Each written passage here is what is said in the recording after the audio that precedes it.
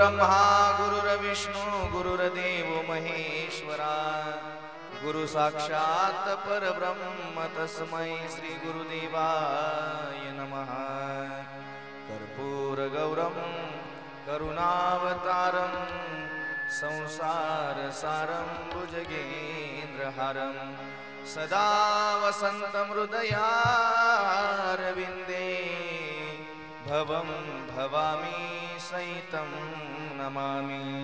कैलासराना शिवचंद्रमौळी फणींद्रमाथा मुकुट जळाळी कारुण्य सिंधू भवदुःखहारी तुझवीन शंभू मज कोण तारी।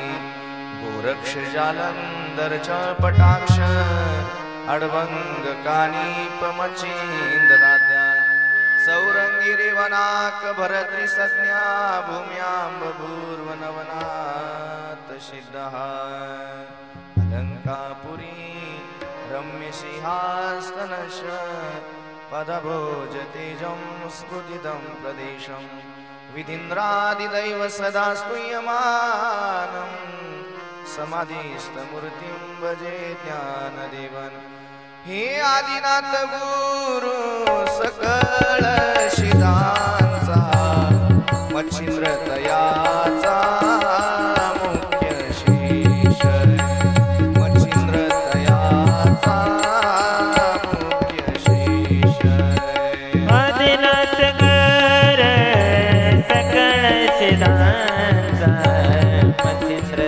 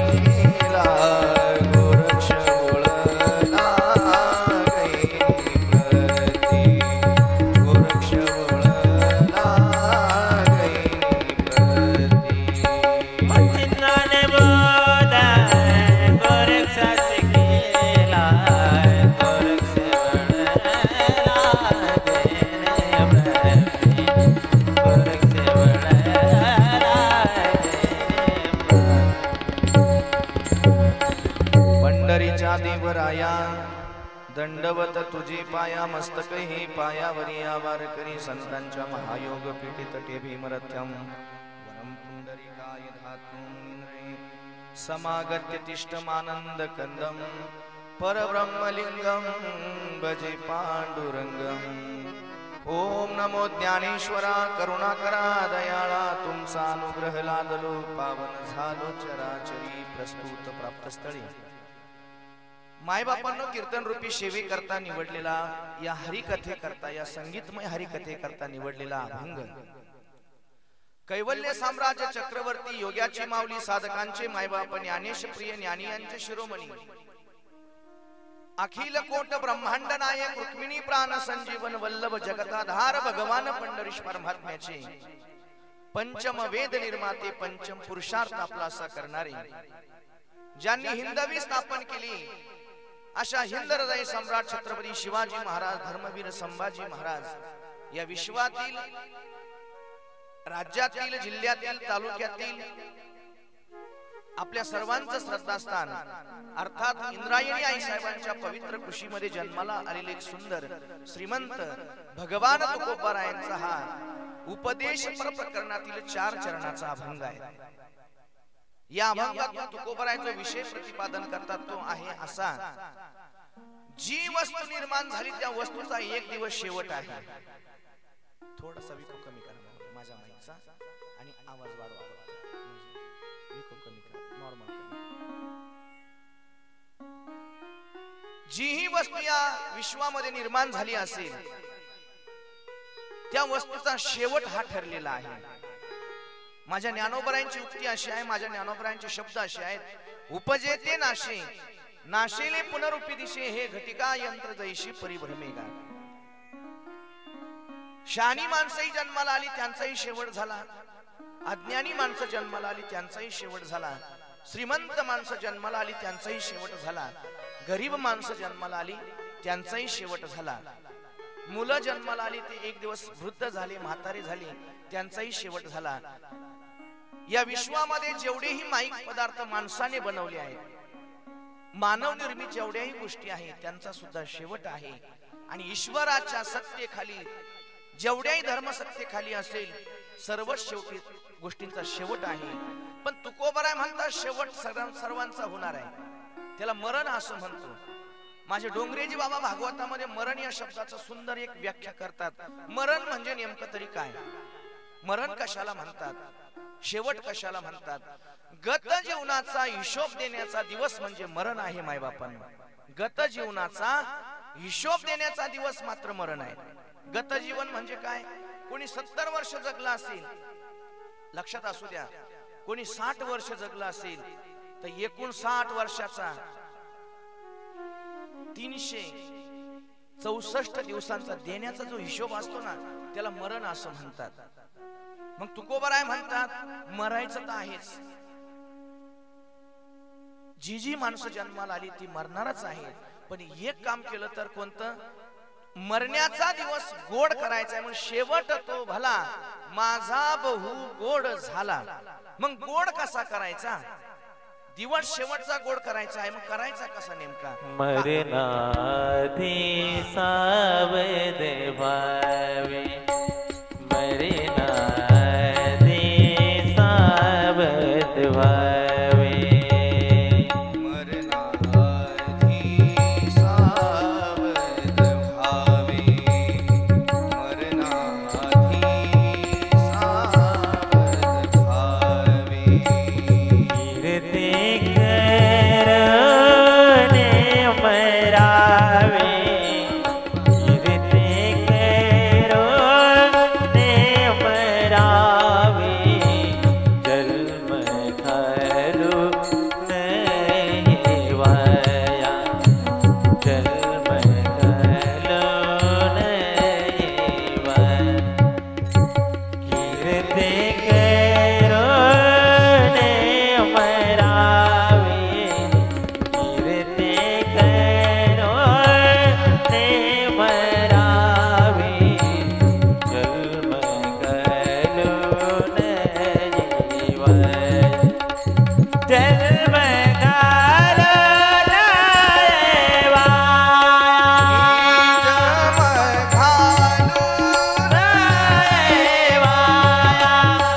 जन्म घालू नये मरणाआधी सावध व्हावे, कीर्ती करोनी मरावे, जन्म घालू नये वाया, मानवाची उत्तम काय. शेवट गोड करायचा आहे. आम्ही ग्रस्त आश्रमामध्ये प्रवेश केला, शेवट गोड करताना आमची संतती सुद्धा सुंदर पाहिजे. ज्या परिवारात आमची मुलं जन्माला आली ते सुद्धा चांगल्या स्वभावाची, चांगल्या विचाराची आणि गुणी सुद्धा पाहिजे. जर मुलांचा आचार आणि विचार बिघडला का आई वडिलांना चांगलं मारता येत नाही. मायबापांना विचार करून मारावं लागतंय. त्यांच्या आत्म्याला, त्यांच्या बुद्धीला तितकं ते झेपत नाही. मग तुकोबराय म्हणतात बाबा शेवट गोड करायचा आहे. शेवट कशाने गोड होत असतो, आम्ही शेवट गोड झाला असं कसं समजायचं. तर भगवान तुकोबराय म्हणतात आलो निजाच्या माहेरा, भेटी रखुमाईच्या वरा. छातीला हात लावून सांगता आलं पाहिजे. आणि ऐका, मला उदाहरण द्यायला सुद्धा आवडेल. आता सध्या 10वीचे पेपर चालू आहेत. पेपर लिहिताना जर स्क्वॉड नावाची गोष्ट आली, जर स्क्वॉड आले तर मला वाटतं पेपर सुद्धा व्यवस्थित लिहिता येत नाही. स्क्वॉड येऊ द्या, आपल्यापेक्षा एखादी मोठी विद्वान व्यक्ती येऊ द्या, संसारामधली मोठी व्यक्ती येऊ द्या, त्यांच्या सोबत आम्हाला बोलण्यासाठी कापरं भरतंय. बोलता येत नाही व्यवस्थित आम्हाला. का, आमच्यापेक्षा ज्ञानाने मोठी असणारी माणसांसोबत आम्हाला बोलता येत नाही. धनाने मोठी असणाऱ्या माणसांसोबत आम्हाला बोलता येत नाही, चांगलं बोलता येत नाही. का, आमच्यापेक्षा त्या अधिकाराने मोठ्या आहेत. 10वीच्या पेपरला एकदा कालच्या एका मुलीला विचारलं, म्हटलं का ग दीदी, कालचा पेपर तुला हिंदीचा कसा गेला. तिने सांगितलं महाराज, हिंदीच्या पेपरला काल स्क्वॉड 2 वेळेस आल्यामुळे आणि माझ्या शेजारी बसल्यामुळे माझं पाठ असलेलं सुद्धा मी विसरून गेले. अभ्यास केला होता तरी मी काय झाले, विसरून गेले. कशामुळे, जी व्यक्ती शेजारी बसली ती व्यक्ती ज्ञानाने मोठी होती, आणि आपण ज्ञानाने कमी होतो. म्हणून पाठांतर असलं तरी माणूस विसरून जातोय. मग मला सांगा, ज्याच्या समोर आपल्याला बसायचं आहे, अवघाची आकार ग्राशीला काळे, येर ते निराळे अनेक. ते म्हणतात काळाने संपूर्ण विश्वाला व्यापून टाकलंय, त्याने कोणाला सोडलं नाही. मग ज्याच्या समोर शेवटचा पेपर सोडवायचा आहे, ज्याच्या समोर शेवटचा पेपर सोडवायचा आहे, तो साधारण माणूस नाही, हाडामासाचा माणूस नाही. तो काही जीवनाचा हिशोब आमच्याकडून घेणार आहे आणि त्याला हिशोब द्यायचा आहे. मला सांगायला सुद्धा आवडेल, ऐका. रात्रंदिवस काबाड कष्ट करतो आणि धन कमवतो, पैसा कमवतो, आणि ज्या दिवशी इन्कम टॅक्सची आपल्या घरी रेड पडते, पैसा कोणी कमवलाय? आपण कमवतो. रात्रीचा दिवस करतो, हाडाची काढा करतो, रक्ताचं पाणी करतो, रात्रंदिवस पैसा कमवतो, प्रॉपर्टी कमवतो, पण इन्कम टॅक्सच्या ऑफिसरला उत्तर देताना आपल्या पायाचं कापरं होतं. पैसा कमवलाय आपणच, कमवलाय पैसा आपणच, पण त्यांना पैसा कसा कमावला याचं उत्तर आपल्याला द्यावं लागतंय, तरी पायाचं कापरं होतंय. मग तुकोबाराय म्हणतात, असं पायाचं कापरं झालं नाही पाहिजे, छातीला हात लावून सांगता आलं पाहिजे, बाबा भगवंता जेवढेही दिवस मी मृत्यू लोकामध्ये राहिलो तेवढेही दिवस चांगलंच काम केलंय. मग चांगलं काम केलं, व्रत वैकल्य केले, गरिबांना मदत केली असेल, म्हणून शेवट गोड झाला. चला, अभंगा कवळ येण्यापूर्वी छोटासा परिहार, तो म्हणजे असा, आपल्या परिसराचं वैभव,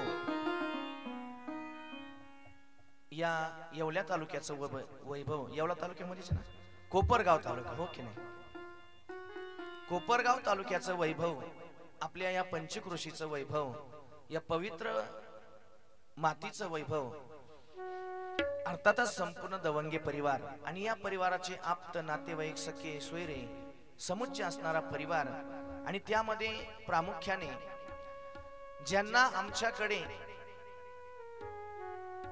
चांदवड तालुक्यामध्ये, नांदगाव तालुक्यामध्ये, मालेगाव तालुक्यामध्ये एक कोरोना योद्धा म्हणून ज्यांना संबोधले गेलं. गरिबांची मदत असेल, मायबापांनो तुम्ही मागच्या प्लेटमध्ये काही बघितलं असेल, कोणी कोणाच्या घरी जात नव्हतं, कोणीच कोणाच्या समवेत बोलत नव्हतं, पण डॉक्टर साहेबांना जर कोणी फोन केला, डॉक्टर साहेब आमच्या घरी पेशंट आहे,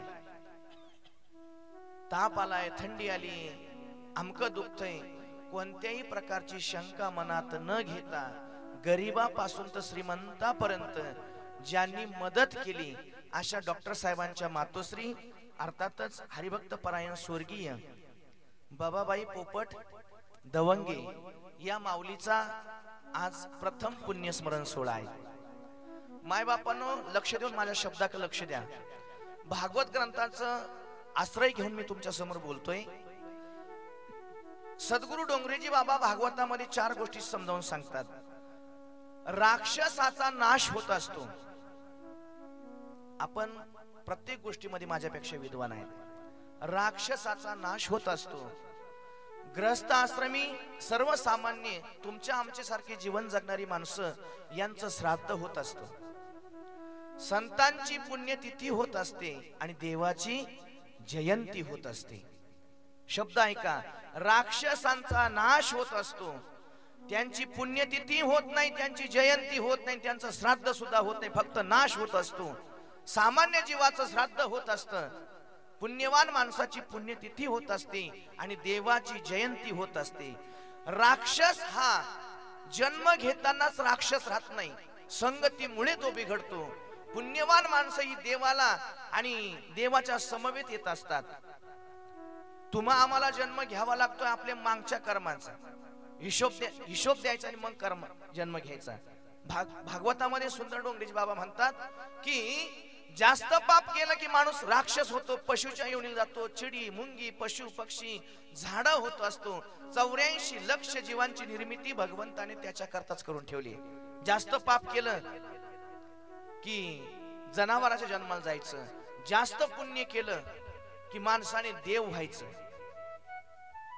आणि पाप पुण्य समांतर झालं की माणसाला मनुष्य देह प्राप्त होत असतो.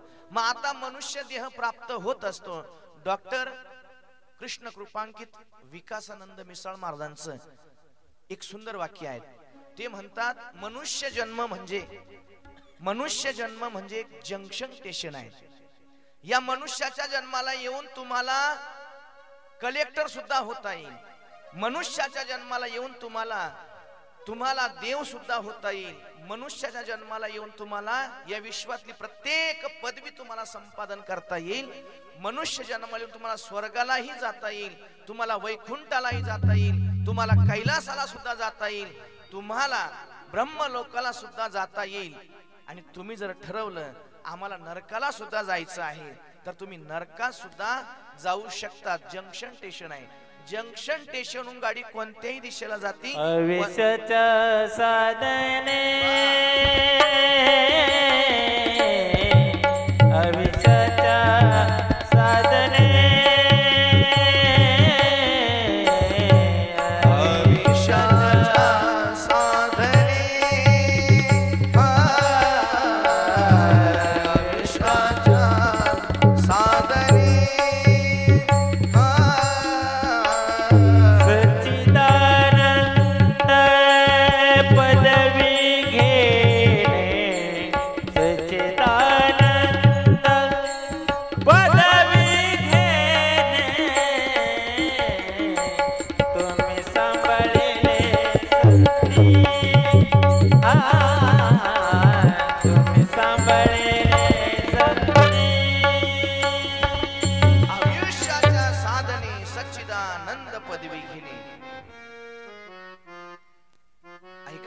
तुम्ही असं कधी बघितलंय का? पंचक्रोशीतले कावळे जमले आणि त्या कावळ्याने UPSC MPSC चे पेपर दिले. कधी असं बघितलंय तुम्ही? बरं असं काही पंचक्रोशीतल्या चिमण्या जमल्या आणि त्यांनी मांड्याचा स्वयंपाक बनवला. इतर योनीच्या ठाई आणि हा विचाराची नाही. डॉक्टर तुम्हाला व्हायचं असेल तुम्हाला हाच जन्म शक्य आहे. तुम्हाला गरिबांची सेवा करायची असेल तुम्हाला ह्याच जन्मात शक्य आहे. तुम्हाला चांगलं कोणासोबत बोलायचं असेल तरी ह्या जन्मात संधी आहे. चांगलं बोलायचं असेल ह्या जन्मात संधी आहे. मोठ्या माणसाच्या मुखातलं वाक्य लक्ष देऊन ऐका. एखादी सुंदर स्त्री असेल, लक्ष देऊन ऐका, एखादी सुंदर स्त्री असेल, आमची आई बहीण असेल, सुंदर असेल, तिच्यावर एखादा माणूस प्रेम करेल. पण ज्या व्यक्तीची वाणी सुंदर, वाणी पवित्र आहे, वाणी साच आणि मवाळ, मिथुले आणि रसाळ, शब्द जैसे कल्लोळ अमृताचे, ज्याच्या मुखातून फक्त अमृतासारखे शब्द बाहेर येतात ना माय बापांनो, त्या व्यक्तीवर संपूर्ण विश्व प्रेम करत असतं. कशामुळे? फक्त गोड बोलतो माणूस. गोड बोलल्याने. आमच्या परिसराचं रत्न, चांदवड तालुका, नांदगाव तालुका, मालेगाव तालुका अशी हरिभक्त परायण श्री ज्ञानेश्वर पोपट दवंगे डॉक्टर साहेब आई साहेबांचे चिरंजीव आहेत. मायबापांनो, माझ्या डॉक्टर साहेबांकरता एक प्रमाण माझे तुकोबराय खर्च करतात. कुळी कन्या पुत्र होती जे सात्विक तयाचा हरिक वाटे देवा. तुम्हाला भजन करता येत नसेल अजिबात करू नका. तुम्हाला भजन करता येत नसेल अजिबात करू नका. दान धर्म करता येत नसेल अजिबात करू नका. समाजाची सेवा करता येत नसेल अजिबात करायचा प्रयत्न करू नका. धर्माचं रक्षण, धर्म रक्षिती रक्षिता, हा धर्माचं रक्षण करता येत नसेल अजिबात करायचा प्रयत्न करू नका. पण आपण जोपर्यंत जिवंत आहे तोपर्यंत आपल्या आई वडिलांच्या डोळ्यात एकही आसू येणार नाही असं जीवन जगा. तुमच्या जगण्याचा आनंद देवाला झाल्याशिवाय राहणार नाही. तयाचा हरिक वाटे देवा. हरिक या शब्दाचा अर्थ होतो आनंद. आणि तो कोणाला वाटतोय? जगाच्या मालकाला.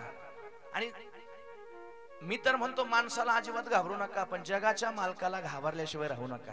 प्रत्येक पावलाला देवाचा विचार करायचा आहे. असे हरिभक्त परायण श्री पूजनीय, वंदनीय, आदरणीय हरिभक्त परायण ज्ञानेश्वर पोपट दवंगे डॉक्टर साहेबांच्या धर्मपत्नी श्री सौ शोभा आनंदा मुलगी सौ शोभा आनंदा पवार आई साहेबांच्या मुलगी आहेत. सौ डॉक्टर साहेबांच्या धर्मपत्नी संगीता ज्ञानेश्वर दवंगे सून चिरंजीव शुभम ज्ञानेश्वर दवंगे आई साहेबांचे नातू आहेत. चिरंजीव ओम ज्ञानेश्वर दवंगे आणि ऐश्वर्या ज्ञानेश्वर दवंगे आणि संपूर्ण डॉक्टर साहेबांचे आप्त नातेवाईक सखे सोयरे. आपण आपला जीवनातला काही वेळ खर्च करून आई साहेबांना एक भावपूर्ण श्रद्धांजली समर्पण करण्याकरता या ठिकाणी आलो. डॉक्टर साहेबांनी या परिवाराने आम्हालाही जी सेवेची संधी दिली, फक्त संधीचं एकच कारण आहे, अंतर आमचा भरपूर. तुमच्याही भागात मोठे मोठे कीर्तनकार आहेत, मोठी मोठी गायक मंडळी आहेत, परिसरामध्ये ज्ञानी, तपवृद्ध, वयोवृद्ध सर्व आहेत. पण डॉक्टर साहेबांनी आम्हाला जी संधी दिली, आम्ही तर असं म्हणू की डॉक्टर साहेबांच्या ऋणातून एक मुक्त होण्याचा प्रयत्न असेल. कारण की या माणसाची आम्ही धावपळ जेव्हा कोरोनाच्या काळात बघितली, आमचे पाटील डॉक्टर सुद्धा त्यांच्या समवेत होते. घरी जाऊन व्हिजिट द्यायचे माय बापांनो, कधी जीवाला खात नव्हते. आणि मला तरी असं बघायला मिळालं, कोरोनाच्या काळामध्ये मी आदिवासी समाजाला कधीच कोरोना होताना बघितलं नाही. माझ्या स्वतःच्या गावामध्ये इतर लोक मास्क लावून फिरायचे, कोणाला 10चा स्कोर निघायचा, कोणाला 8चा स्कोर निघायचा. पण आदिवासी समाजामध्ये एका छोट्या मुलापासून तर वयोवृद्धापर्यंत एकही मुलाला, स्त्रीला, पुरुषाला, वयोवृद्धाला सुद्धा कोरोना नव्हता. आणि आदिवासी समाजाची एकही डेट झाली नाही की कोरोनाने असं एखादं माणूस गेलं बा. पण तुमच्या आमच्या सारखे गेले बर का, भरपूर गेले. एका दिवशी 5-5, 6-6 गेले. आणि अशा परिस्थितीमध्ये या देवाने, या डॉक्टर साहेबांनी जी मदत केली, संपूर्ण गाव या माणसाचं ऋणी आहे. मी त्यांची स्तुती करत नाही किंवा त्यांनी कार्यक्रम दिलाय म्हणून त्यांचं हे करत नाही. मला फक्त सांगायचं एवढं आहे, डॉक्टर साहेबांनी हे कार्य केलंही असतं, नसतं जरी केलं तरी आईला आनंद स्वर्गात झाला असता. का झाला असतं याचं कारण असं आहे ना, कोणत्या माय बापाला असं वाटतं की आपल्या मुलांनी चांगलं नसावं. आणि ज्या दिवशी आपली मुलं चांगले वागतात, आई वडिलांच्या आज्ञेमध्ये जीवन जगतात, ती गरीबाची जरी माऊली असली, श्रीमंताची जरी माऊली असली, मात्र आनंद सारखा आहे. सांगू, माझे परम मित्र पुरुषोत्तम महाराज पाटीलांचं एक गीत आहे, तुम्हाला सर्वांना माहित आहे, फक्त गाण्याचा प्रयत्न करतोय. हरी आई माझी मायेचा सागर, दिला तिने जीवनाला आकार, तडपत्या उन्हात रख रख त्या रानात, राहिलीस माझ्यासाठी आई तू कष्टाच्या घामात. कधी मिळेल मुठभर घास, कधी घडी तिला उपवास, जीवनाच्या वाटेवरती किती असतो त्यांचा धार. आई माझी मायेचा सागर, नभाची चांदणी तू ग, चंद्राची कोर, शीतल तुझी छाया, मला हवी जीवन भर.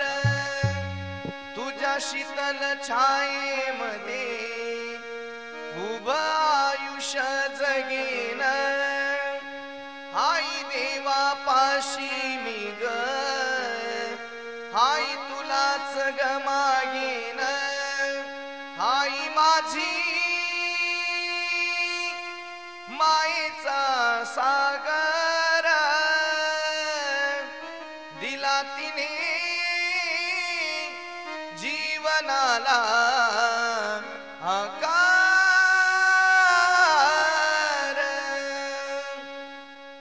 ऐका लक्ष देऊन, जसा जगाचा मालक अखंड मडके घडवतो, लक्ष देऊन ऐका, आम्ही पण खूप लांबून आलोय.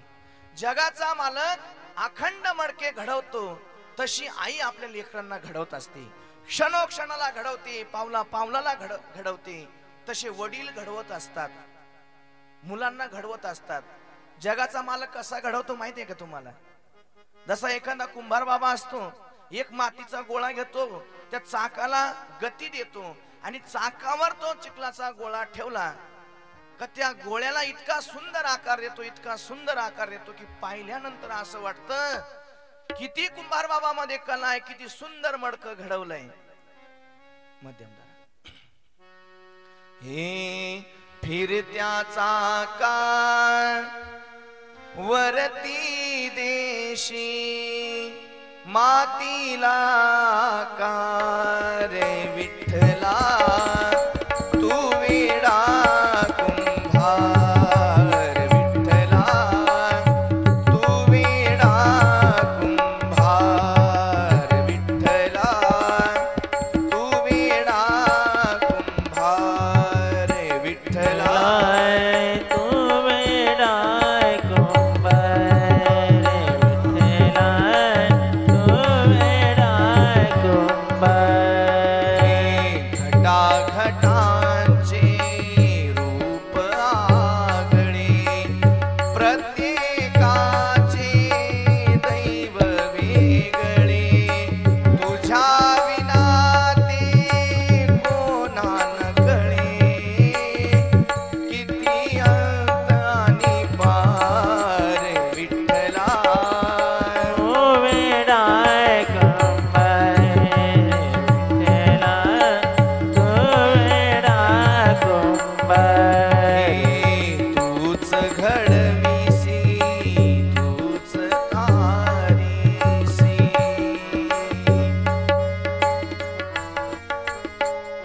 जगाचा मालक कोणाला म्हणतात माहिती का? मला एका शिकलेल्या माणसाने प्रश्न विचारला, का हो महाराज म्हणे देव कशाला म्हणतात? म्हटलं सांगू. मुलगा जन्माला येण्याच्या अगोदर, मुलगी जन्माला येण्याच्या अगोदर, मुलगा जन्माला येण्याच्या अगोदर जो दुधाची तयारी करून ठेवतो आणि जीवाची खाण्यापिण्याची व्यवस्था करून ठेवतो ना, त्याला देव असं म्हणतात. तुम्हाला काय वाटतं? लेकरू जन्माला येण्याच्या अगोदर बाळा दुधा कोण करीते उत्पत्ती वाढवी श्रीपती सवे दोन्ही. अरे लेकरू जन्माला येण्याच्या अगोदर अन्न आणि पाण्याची तयारी. मग तुम्हाला काय वाटतं? मग तुकोबाराय म्हणतात जसा तो अखंडरित्या मडके घडवतोय, नित्याने मडके घडवतोय, एक मडकं एकासारखं नाही. तुम्ही मला सांगा ना, तुमच्यासारखी स्त्री, तुमच्यासारखा पुरुष, माझ्यासारखा महाराज तुम्हाला भारतात तरी सापडून दिसेल का? असेच कान, असेच होठ, असेच केस, असेच हातपाय. बरं आवाज सुद्धा वेगळा वेगळा आहे, प्रत्येकाचं दिसणं सुद्धा वेगळं वेगळं आहे, प्रत्येकाचे हातपाय सुद्धा वेगळे आहेत, प्रत्येकाची बुद्धी सुद्धा वेगळी आहे, प्रत्येकाची उंची सुद्धा वेगळी आहे. याच्याही पलीकडे जाऊन सांगतो, याच्याही पलीकडे जाऊन सांगतो की बाबांनो, प्रत्येकाचा चेहरा सुद्धा वेगळा वेगळा आहे, आवाज सुद्धा एकासारखा येत नाही. मग कधी आपण असा विचार केला का, जर देवाने एवढं जर बनवलं असेल आणि प्रत्येकाचं भाग्य सुद्धा वेगळं वेगळं, काही मडके दह्या करता जातात माय बापांनो, काही मडके लोणच्या करता सुद्धा जातात, घडवणारा एकच आहे. लक्ष देऊन ऐका. काही मडके थुंकण्या करता सुद्धा जातात. वयोवृद्ध माणूस आपण सर्व झालो की काय करतो, मडक्यात थुंकतो. काही मडके भगवान परमात्म्याच्या दही हंडीच्या काल्या करता सुद्धा जातात. काही मडके मीठ ठेवण्याकरता सुद्धा जातात. मग आता ऐका, माझे शाब्दिक जे गुरु आहेत डॉक्टर वामनराव पै, ते म्हणतात तूच आहे तुझ्या जीवनाचा शिल्पकार. मागाशी मी जे बोललो, आपण जर ठरवलं देव व्हायचं आहे, देव सुद्धा होऊ शकतो. तुकोबाराय तुमच्या आमच्या सारख्याच मनुष्य देह घेऊन अवताराला आले. छत्रपती शिवाजी महाराज तुमच्या आमच्या सारखाच देह होता, पण लोकांकरता जगणारी माणसं या विश्वामध्ये कर्मवीर ठरली. लक्षात असू द्या, लोकांकरता जगणारी माणसं या विश्वामध्ये मोठी ठरली आहे आणि स्वतः करता जगणारी माणसं त्यांचा फोटो सुद्धा भिंतीवर नाही. मी प्रश्न विचारतो, विचारण्याचा अधिकार मला तुम्हाला नाही, पण सहज विचारतो, तुम्हाला कोणाला आपल्या 5व्या पिढीच्या आजोबांचं नाव माहित आहे का? 5व्या पिढीचे जे आजोबा आहेत, आजपासून 5 आजोबा माग मोजायचे आणि त्या आजोबांचं पूर्ण नाव सांगायचं मला, त्यांचा फोटो काही, त्यांचं ओळखपत्र काही. तुम्ही म्हणाल तेव्हा ही व्यवस्था नव्हती, पण नाव तर असेल ना. तुका म्हणे नाव जनासाठी उदकी ठाव. पण ऐका, 750 वर्ष झाले माझ्या जगद्गुरु छत्रपती ज्ञानोबरायांना जाऊन. किती वर्ष झाले? 750 वर्ष ज्ञानोबरायांना जाऊन झाले, पण प्रत्येकाच्या घरात ज्ञानोबरायांचा फोटो आहे. किती वर्ष झाले? 750. म्हणजे 7 पिढ्या मागे चला आपल्यापासून. आजपासून 7 पिढ्या मागे जर गेलो तर ज्ञानोबरायांचा फोटो आमच्या घरात आहे. 450 वर्ष जगद्गुरु तुकोबारायांना जाऊन झाले, त्यांचाही फोटो आमच्या घरात आहे. 376 किंवा 400 वर्ष धरू, 450 वर्ष झाले छत्रपती शिवाजी महाराजांना जाऊन. आजही प्रत्येकाच्या घरात महाराज अविरतपणे वास करतायत. जर तुम्हाला आम्हाला जर विचारलं का हो यांनी तुमच्या करता काय केलं, आपल्या मुखातून एकच उत्तर येणार, यांनी जे केलं ते आमच्या आई वडील सुद्धा करू शकत नाही, यांनी एवढं आमच्यासाठी केलंय. चला पुढे. मग रक्ताचं नातं आहे, त्यांचा फोटो नाही, त्यांचं नाव नाही. का नाही? याचं एकच कारण आहे. त्याचं एक कारण म्हणजे असं संतुरवाद. त्याचं एक कारण असं आहे की विश्वामध्ये जी माणसं दुसऱ्या करता जगतात ती माणसं विश्वामध्ये मोठी ठरतात. भगतसिंग वय वर्ष 22 आहेत. आईने भगत सिंगांना सांगितलं, भगत आज तुम्हें देखने को लड़की वाले आ रहे, कहीं बाहर मत जाना.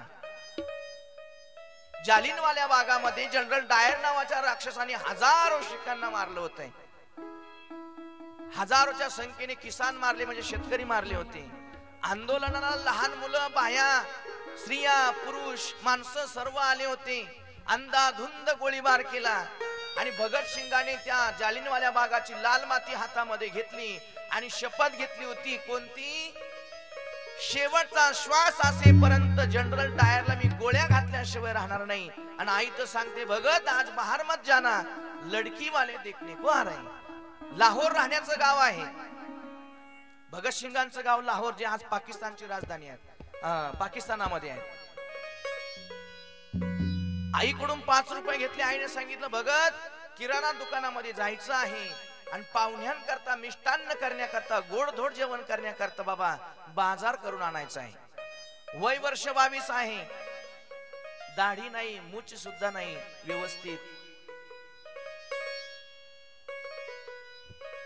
आईने सांगितलेला शब्द पिशवी हातात घेतली आणि भगत सिंग पिशवी फिरवत फिरवत फिरवत फिरवत किराणाच्या दुकानाच्या दिशेने, वाणी बाबाच्या दुकाना दिशेने जायला लागली. पण सहज मनात विचार आला, कोणता माहितीये का? ज्याच्या करता जन्म झाला ते कर्तव्य आपण विसरून चाललोय. काय काय कर्तव्य आहे आपलं?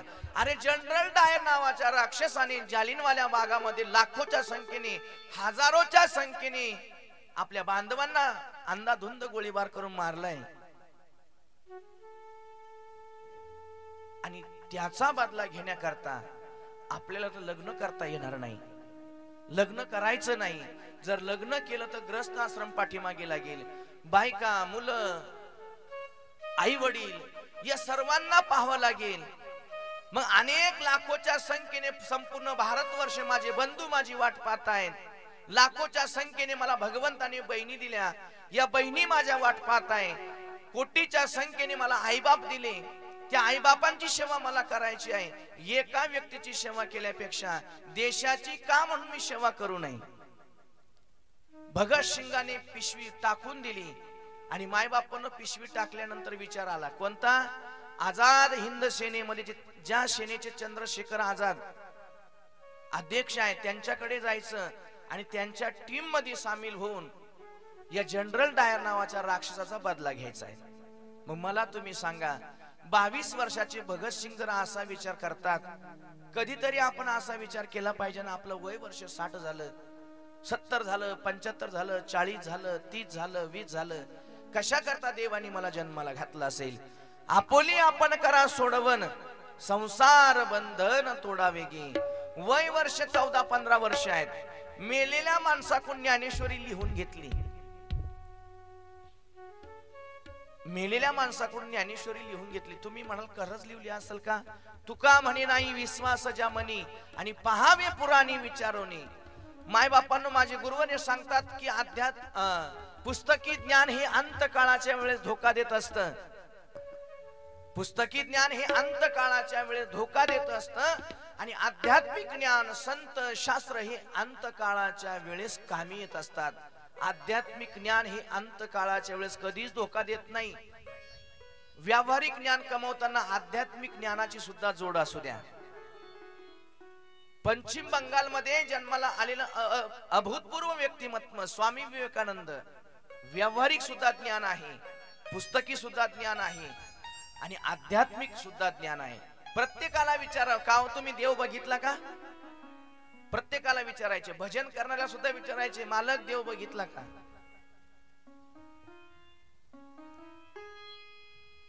कलकत्त्यामध्ये एक स्कॉटिश कॉलेज म्हणून आहे, त्यांच्या चरित्रामध्ये उदाहरण आलं.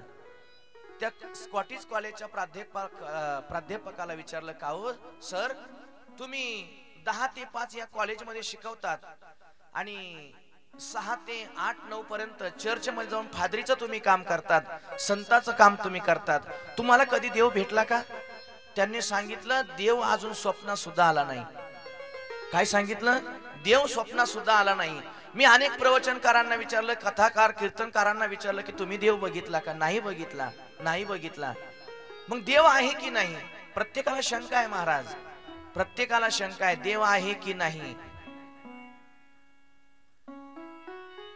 त्या कॉलेजचे प्राध्यापक म्हणतात, तुम्हाला जर कोणी उत्तर देऊ शकेल तर याच पश्चिम बंगालमध्ये कलकत्त्यामध्ये रामकृष्ण परमहंस म्हणून एक फक्कड महात्मा आहे, एक अवलिया आहेत, एक संत आहेत.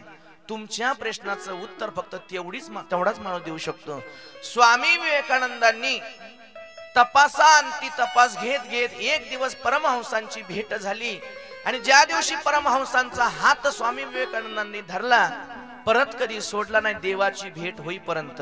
वय वर्ष 39 आहे. 39 वर्ष 5 महिने आणि 14 दिवस स्वामी विवेकानंद या मृत्यू लोकामध्ये राहिले. पण जगाचा निरोप घेत असताना उत्तमची उरे कीर्ती मागे शेवट गोड केला.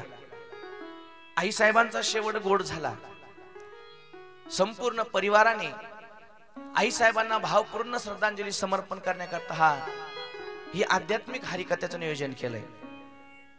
तुकोबराय म्हणतात, किती वर्ष जगा, किती वर्ष या विश्वामध्ये राहा, पण ज्या दिवशी जन्म झाला त्या दिवसापासून तर शेवटचा दिवसापर्यंत जे मधलं अंतर आहे ना, त्याला जगणं असं म्हणतात. आणि जगणं या शब्दाला कुठे अनुस्वार नाही, कुठे विलांटी नाही, कुठे आड फाटा नाही. जगणं हा शब्द जितका सरळ आहे तितका मरण हा शब्द सरळ आहे.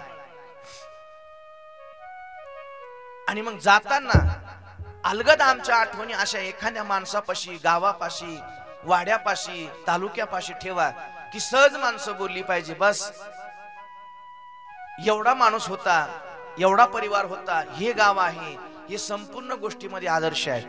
उत्तमची उरे कीर्ती मागे. छत्रपती शिवाजी महाराजांना जाऊन अनेक वर्ष झाली, पण नाव आजही तेवढ्याच तोला मोलामध्ये घेतले जात आहे. गेले दिगंबरा ईश्वर विभूती, गेले दिगंबरा ईश्वर विभूती, राहिल्या त्या कीर्ती जगामध्ये, राहिल्या त्या कीर्ती जगामध्ये. कीर्ती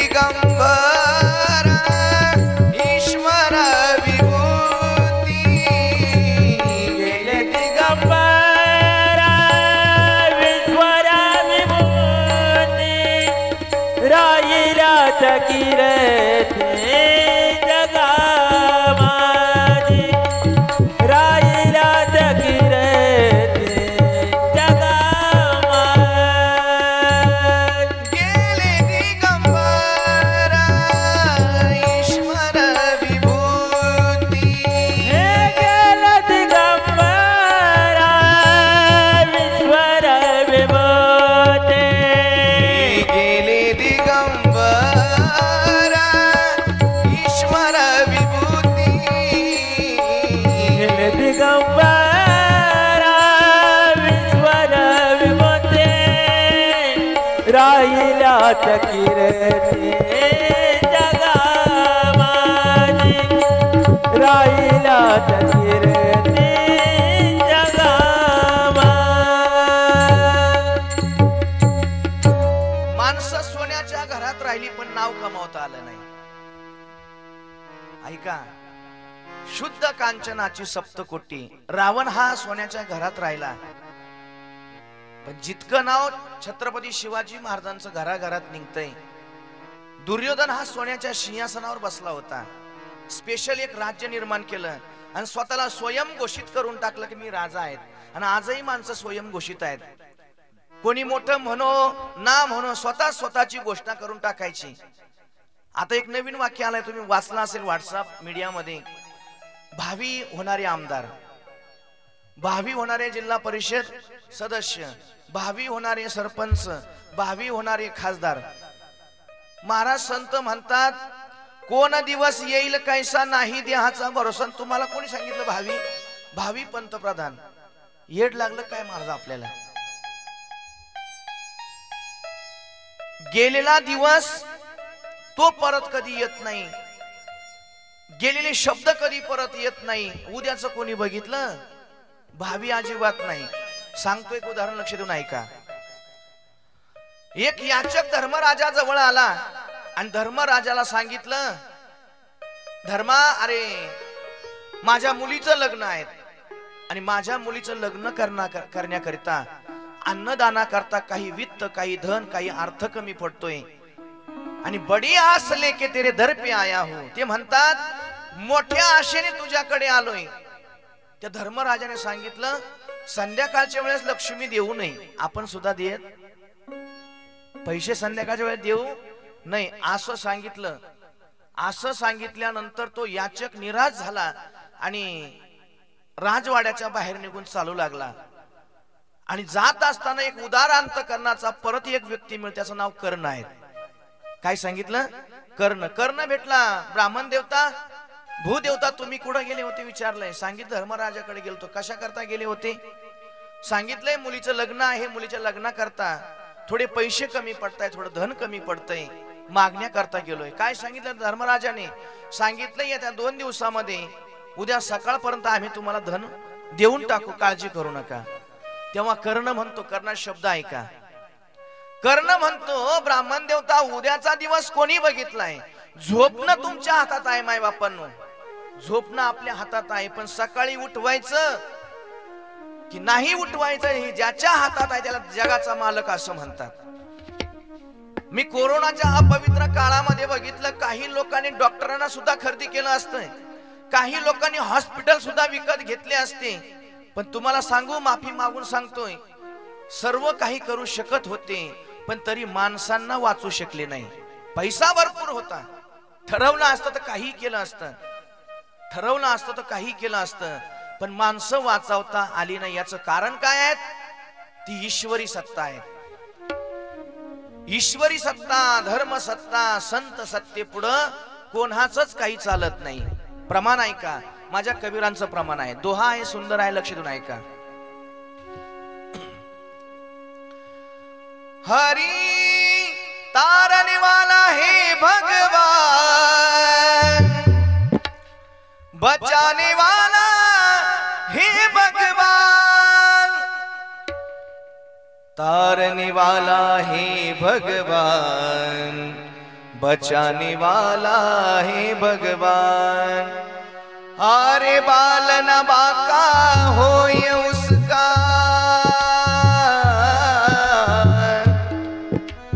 बालन बाका होय उसका, जिसका रक्षक दया निधान. तारने वाला है भगवान, बचाने वाला है भगवान, तारने वाला है भगवान, बचाने वाला भगवान, तारने वाला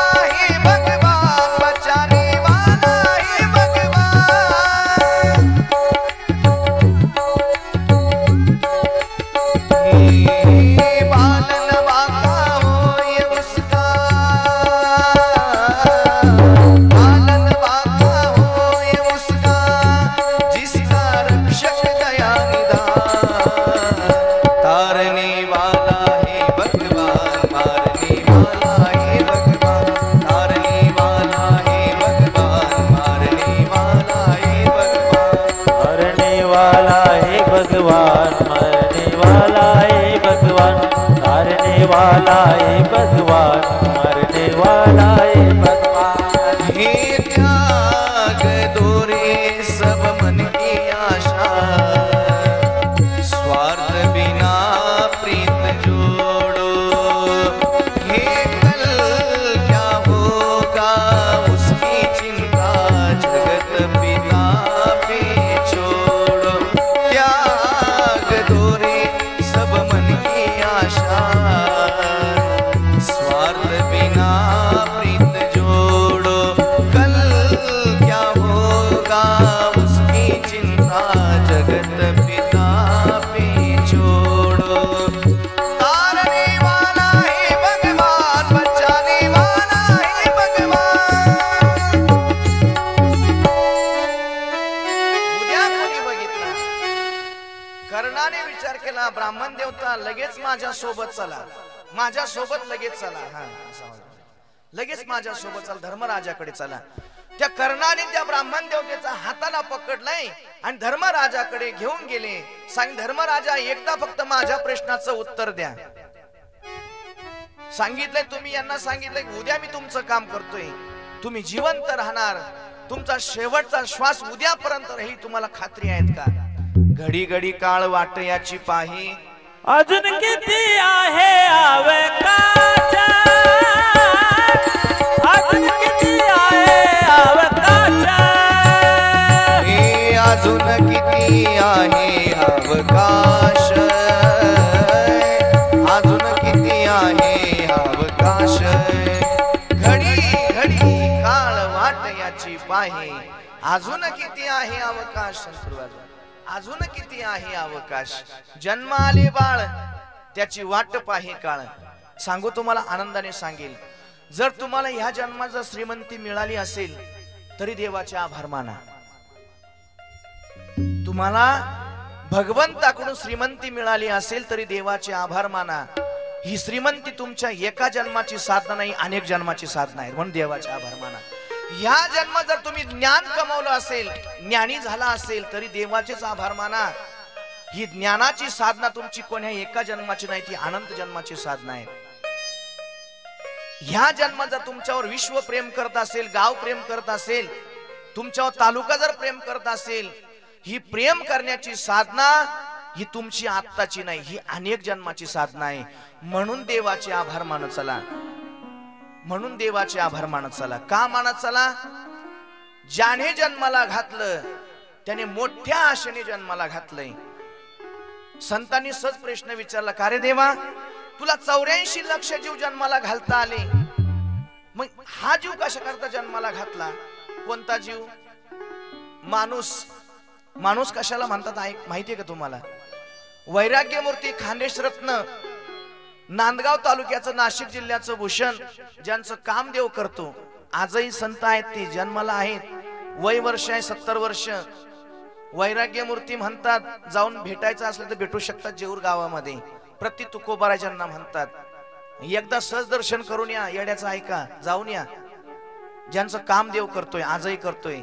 2 दिवसापूर्वी ज्यांना माननीय, वंदनीय आपल्या तालुक्याचं भूषण, जिल्ह्याचं भूषण, मला वाटतं छगनजी भुजबळ साहेबांकडून त्यांना एक पुरस्कार मिळाला आहे 2 दिवसापूर्वी. ते म्हणतात, माणूस कोणाला म्हणतात लक्ष देऊन ऐका. ते म्हणतात, माणसाची व्याख्या इतकी सुंदर आहे की जो दुसऱ्याच्या दुःखाने दुःखी हो त्याला माणूस म्हणायचं, दुसऱ्याच्या आनंदात जो आनंदी होतो त्याला माणूस म्हणायचंय. हाय किसी के काम जो आए उसे इंसान कहते हैं, पराया दर्द अपनाए उसे इंसान कहते हैं. ये दुनिया एक उलझन है, कई धोखा कई ठोकर है, कोई जीता है हंस हंस कर तो कोई जीता है रो रो करे. मुश्किल में संभल पाए उसे इंसान कहते हैं. कोरोनाच्या काळामध्ये आमच्या परिवारामध्ये शिंक सुद्धा कोणाला आली नाही, खोकला सुद्धा कोणाला आला नाही, फक्त देवाचे आभार मानत चला. भगवान परमात्म्याने तुम्हाला या अपवित्र काळातून तारलंय. भगवंताचे सकाळी सुद्धा आभार मानत चला, संध्याकाळी सुद्धा काय करा, आभार मानत चला. देवा, अरे लई मोठी मोठी माणसं या अपवित्र काळामध्ये आमच्यातून निघून गेली, मग मला तू ठेवलं म्हणून तुझे आभार मानायचे. नाही वाचली महाराज माणसं, वाचवण्याचा प्रयत्न केला तरी वाचली नाही. माझा विषय आहे शेवट या शब्दावर. मग राहायचं आहे आम्हाला, राहायचं आहे. मग राहताना काय करायचं माहितीये का? राहताना काय करायचं? हरी ही जगी जीवनाचे सार, घ्यावे जाणून सत्वर. जैसे ज्याचे कर्म तैसे फळ देतो रे ईश्वर. जैसे ज्याचे कर्म तैसे फळ देतो रे ईश्वर. जैसे ज्याचे कर्म तैसे फळ देतो रे ईश्वर. जैसे ज्याचे कर्म तैसे फळ देतवेश्वर. जैसे ज्याचे कर्म तैसे फळ देतवेश्वर. क्षणिक सुखासाठी आपुला कोणी होतो नीती भ्रष्ट. क्षणिक सुखासाठी कोणी होतो नीती भ्रष्ट. कोणी त्यागी जीवन आपुले दुःख करावया नष्ट. देह करी जे काही आत्मा भोगितो नंतर. जैसे ज्याचे कर्म तैसे फळ देतवेश्वर. जैसे ज्याचे कर्म तैसे फळ देतवेश्वर. ज्ञानी असुखी अज्ञानी देह आहे एक जान. मृत्यूदान चुकवी कोणी थोर सोकी मान.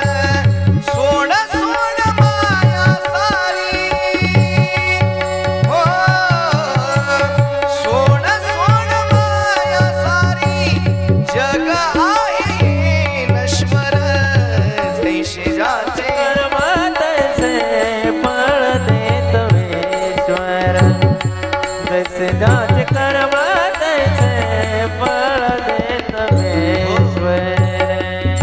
प्रल्हाद शिंदेनी गायलेलं गाणं आहे. जय जीवनाचे सार घ्यावे जाणून सत्वर. जैसे ज्याचे कर्म तैसे फळ देतो रे ईश्वर. भागवतामध्ये भीष्माचार्यांना प्रश्न विचारला, भीष्माचार्यजी तुमच्या आज्ञेमध्ये देव वावरत होता, देव तुमचं काम ऐकत होता, पांडवांच्या घरी देव राहत होता, मग 52 दिवस झाले बाणाच्या शय्येवर तुम्ही पडले. असं कोणतं कर्म, किम कर्म, कोणतं तुम्ही कर्म केलं होतं की अंतकाळाच्या वेळेस तुमची ही दशा झाली? तेव्हा त्यांनी 2 कर्म सांगितले. जर स्त्रीचा अपमान केला तर दुःख हे भोगावंच लागतं. दुःख 3 प्रकारे आपल्या पदरात पडतं. आपण किती एज्युकेटेड आहे, किती प्रोफेशनल आहोत, किती ज्ञानी आहोत हा विषय बाजूला करा. बाभळी लावल्यानंतर कधीच आंबे येणार नाही डोक्यात असू द्या. बाभळीची झाडं लावले आणि आंब्याची अपेक्षा केली, कधीच शक्य नाही. बीज बोया बबूल का तो आम कहां से पाओगे. गहू पेरल्यानंतर कधीच बाजरी उगवत नाही, लक्षात असू द्या. जसे आपले विचार आहे तसा आपल्याकडून आचार घडल्याशिवाय राहणार नाही. भीष्माचार्यजींना विचारलं, भीष्माचार्यजी तुमच्या आज्ञेमध्ये देव राहतोय, तुमच्या आज्ञेत देव वावरतोय, मग तुम्ही असं कोणतं कर्म केलं की तुमच्या या कर्मामुळे तुम्हाला ही शिक्षा झाली? भीष्माचार्यांचं उत्तर ऐका. द्रौपदी, अगं तू आमच्याकडे पदर पसरून आमच्याकडे तुझ्या इज्जतीची भीक मागत होती, लज्जा रक्षणाची तू भीक मागत होती. तात आचार्य ऐका ना, माझी मदत करा ना, कधीतरी माझी मदत करा. काय झालं? हा दुःशासन, हा दुर्योधन मला विवस्त्र करण्याच्या पाठीमागे आहेत. मला वाचवा, यातून वाचवण्याचा प्रयत्न करा मला. द्रौपदीने एक आशायुक्त अंतकरणाने बघितलं होतं, पण भीष्माचार्यजींनी मान खाली घातली. लक्ष असू द्या. कृपाचार्यांना सुद्धा हाच प्रश्न विचारला, कृपाचार्यजी तुमचं काम देव ऐकतोय, माझी मदत करा. तेव्हा कृपाचार्य सुद्धा खाली मान घालून बघतायत. द्रौपदी आई साहेबांनी परत पुढे जावं. स्त्रियांना एक पती असतो, माझ्या गुरुजींचं वाक्य आहे, पण मला हक्काचे 5 पती आहेत. पतींकडे सुद्धा बघितलं, भागवतामध्ये सुंदर वर्णन आलंय. ते म्हणतात हक्काच्या पतींकडे सुद्धा बघितलं, 5ही पतींनी मात्र मान खाली घातली. दुर्योधनालाही सांगितलं, दुर्योधना मी तुझी वहिनी आहेत, वहिनी ही आई सारखी असते, बहिणी सारखी असते, माझी मदत कर. दुर्योधनाने मोठ्याने हसू केलंय. चुलत सासऱ्याकडे गेली, जो सासरा हस्तिनापुराच्या सोन्याच्या सिंहासनावर बसलेला आहे, त्याच्याकडेही मदत मागण्याचा प्रयत्न केला. तात तुम्ही माझे सासरे आहात, मी तुमची कुलवधू आहेत, मी तुमच्या घराण्याची शान आहेत, मी तुमच्या घराचं अस्तित्व आहे, मी तुमच्या घराचं मांगल्य आहे, माझे लज्जा रक्षण करा. कारण स्त्री ही घराचं मांगल्य असते, स्त्री ही घराचं वैभव असते, स्त्री ही घराचा आचार असते, स्त्री ही घराचा विचार असते. म्हणून स्त्रीचं रक्षण झालं पाहिजे. आजही आमची देशातील राज्यातील मोठी माणसं जी आहेत ना, ही स्त्रीची आजही कदर करतात, स्त्रीला आदर देतात. याचं काय कारण आहे? ते मांगल्य असल्यामुळे. नाही कोणीच ऐकलं नाही. मग भगवंत द्रौपदी म्हणते, आता जो माझा रक्षण करणारा आहे ना, तो फक्त या विश्वाचा कोण आहे? मालक आहे, ज्याचं राहणं द्वारकेमध्ये आहे. आणि या द्रौपदीने एकच काम केलं, अर्थभावातून जगाच्या मालकाला हाक मारली. अर्थ या शब्दाचा अर्थ ऐका. आरती सुद्धा करताना अर्थ या शब्दापासून आरती हा शब्द निर्माण झालाय. आरती सुद्धा देवाची आरती करताना अर्थ भावातून करा, देव प्रसन्न झाल्याशिवाय राहणार नाही. का? आपल्याकडे अर्थपणा निघून गेलाय, आपल्याला अहम झालाय. माझा भाऊ आमच्या पोस्टला आहेत, माझे मेवणे तमक करतात, माझी बहीण एवढं पॅकेज कमवते, माझे वडिलांकडे एवढा बँक बॅलन्स आहे, माझ्या आमच्याकडे आमका आहेत, आमची एवढी पोस्ट आहेत, आम्ही असं नाही असं करू शकतो, आमच्या मागे खासदार साहेबांचा आधार आहे. सांगू तुम्हाला, जया किशोरीजींचं एक छोटस गीत आहे, छोटस भजन आहे. जया किशोरीजी म्हणतात की एवढा जो अहम आहे ना, हा अहम एका क्षणात नाहीसा होऊ शकतो. कसा माहित आहे का? हरी कसमे वादे प्यार वफा है, बातें हैं बातों का क्या, कसमे वादे प्यार वफा है, बातें हैं बातों का क्या, कोई किसी का नहीं रे प्यारे,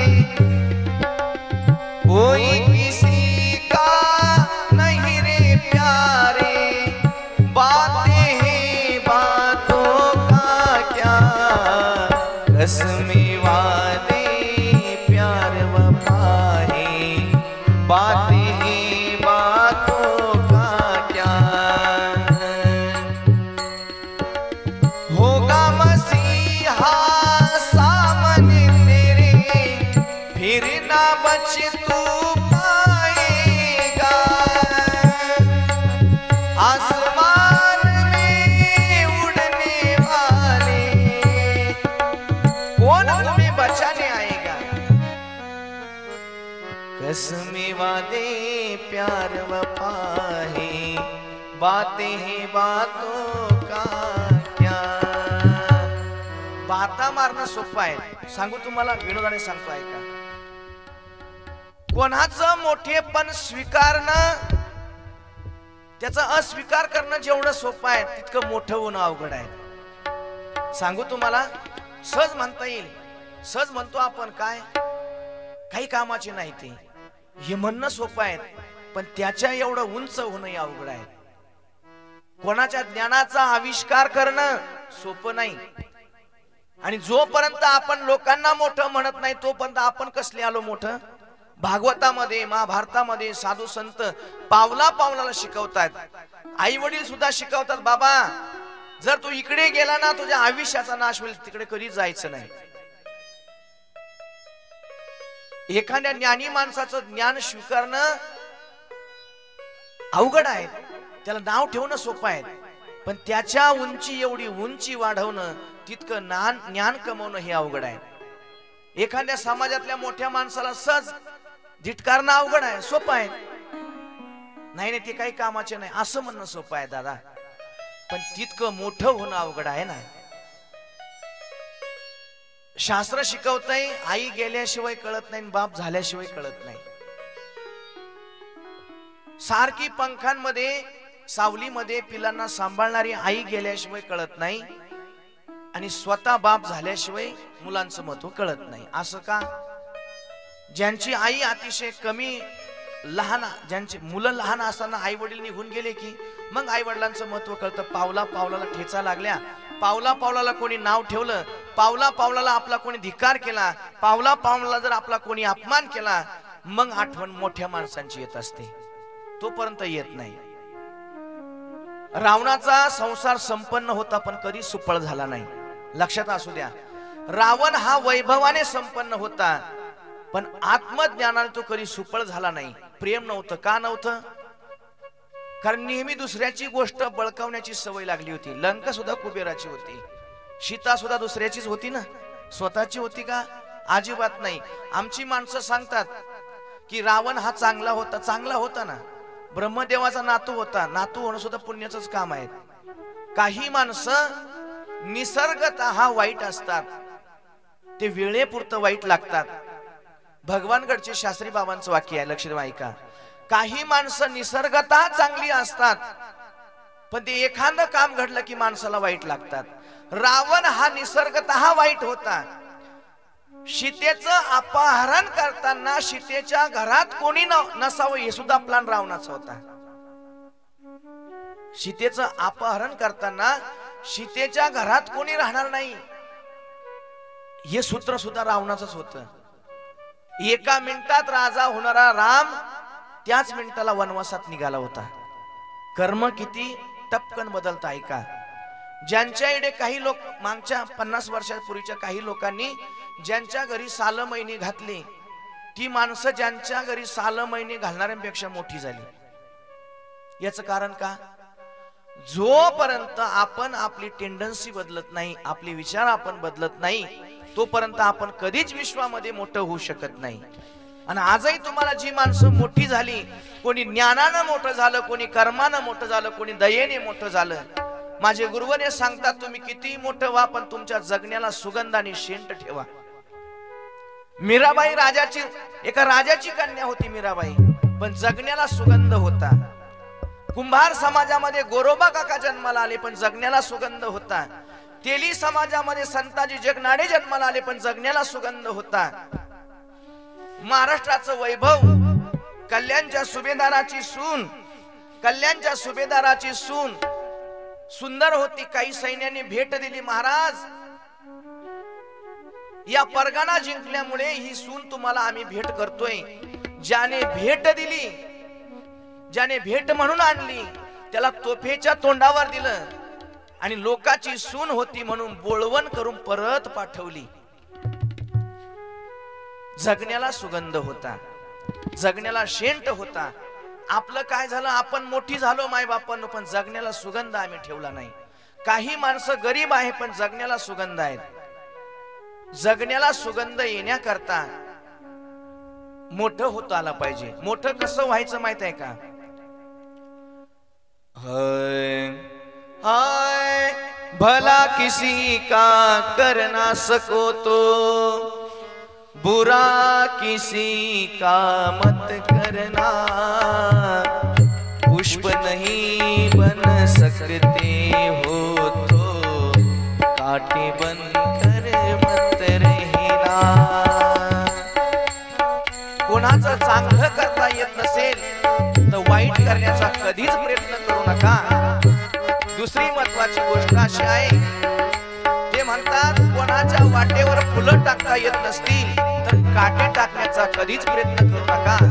नाही आपण ज्ञानी झालो तरी चालेल, नाही आपण श्रीमंत झालो तरी चालेल, नाही आपण वैभव संपन्न झालो तरी चालेल, पण आपल्यामुळे जर समाजाला अडखळपणा येत असेल, आपण जर समाजाला बाधक ठरत असेल तर आपलं ज्ञानही काही कामाचं नाही आणि आपला मोठेपणा सुद्धा काही कामाचा नाही.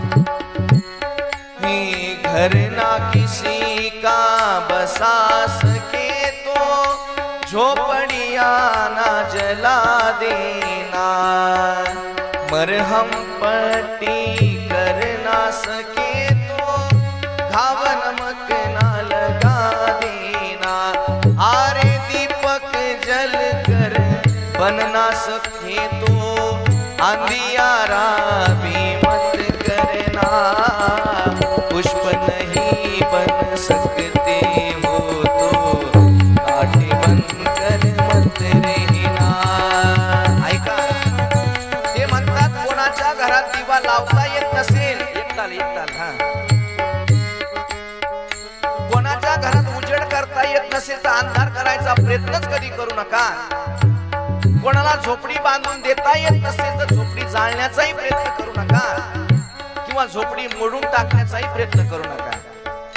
हारे मरहम पट्टी करना सके तो घाव नमक ना लगा देना, पुष्प नहीं बन सकते हो तो काटी बनकर मत रहना, काटी बनकर मत रहना. हे भला किसी का करना सके तो बुरा किसी का मत करना, पुष्प नहीं बन सकते हो तो काटी बनकर मत रहना.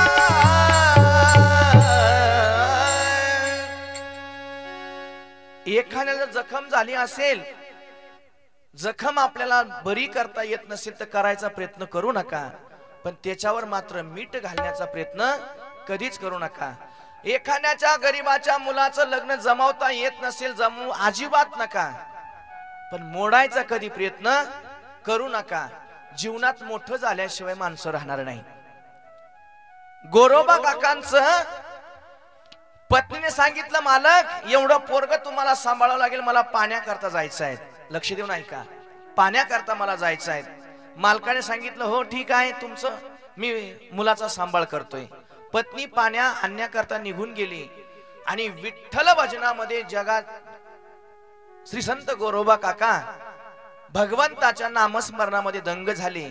आपल्याला सुद्धा आळस आला, फक्त 10 मिनिटात सेवा समर्पण करतो, थोडस भजन म्हणा, फक्त टाळी वाजवायला कोणीच आळस करू नका. का करू नका माहितीये का? माझ्या सद्गुरूंचं वाक्य असं आहे, ह्या जन्मात जर टाळी वाजवली नाही तर पुढच्या जन्मात भगवंत 2 पाय एक्स्ट्रा देत असतो. कळलं तुम्हाला? ह्या जन्मात जर हाताने दान केलं नाही तर पुढच्या जन्मामध्ये जगाचा मालक 2 पाय एक्स्ट्रा देत असतो.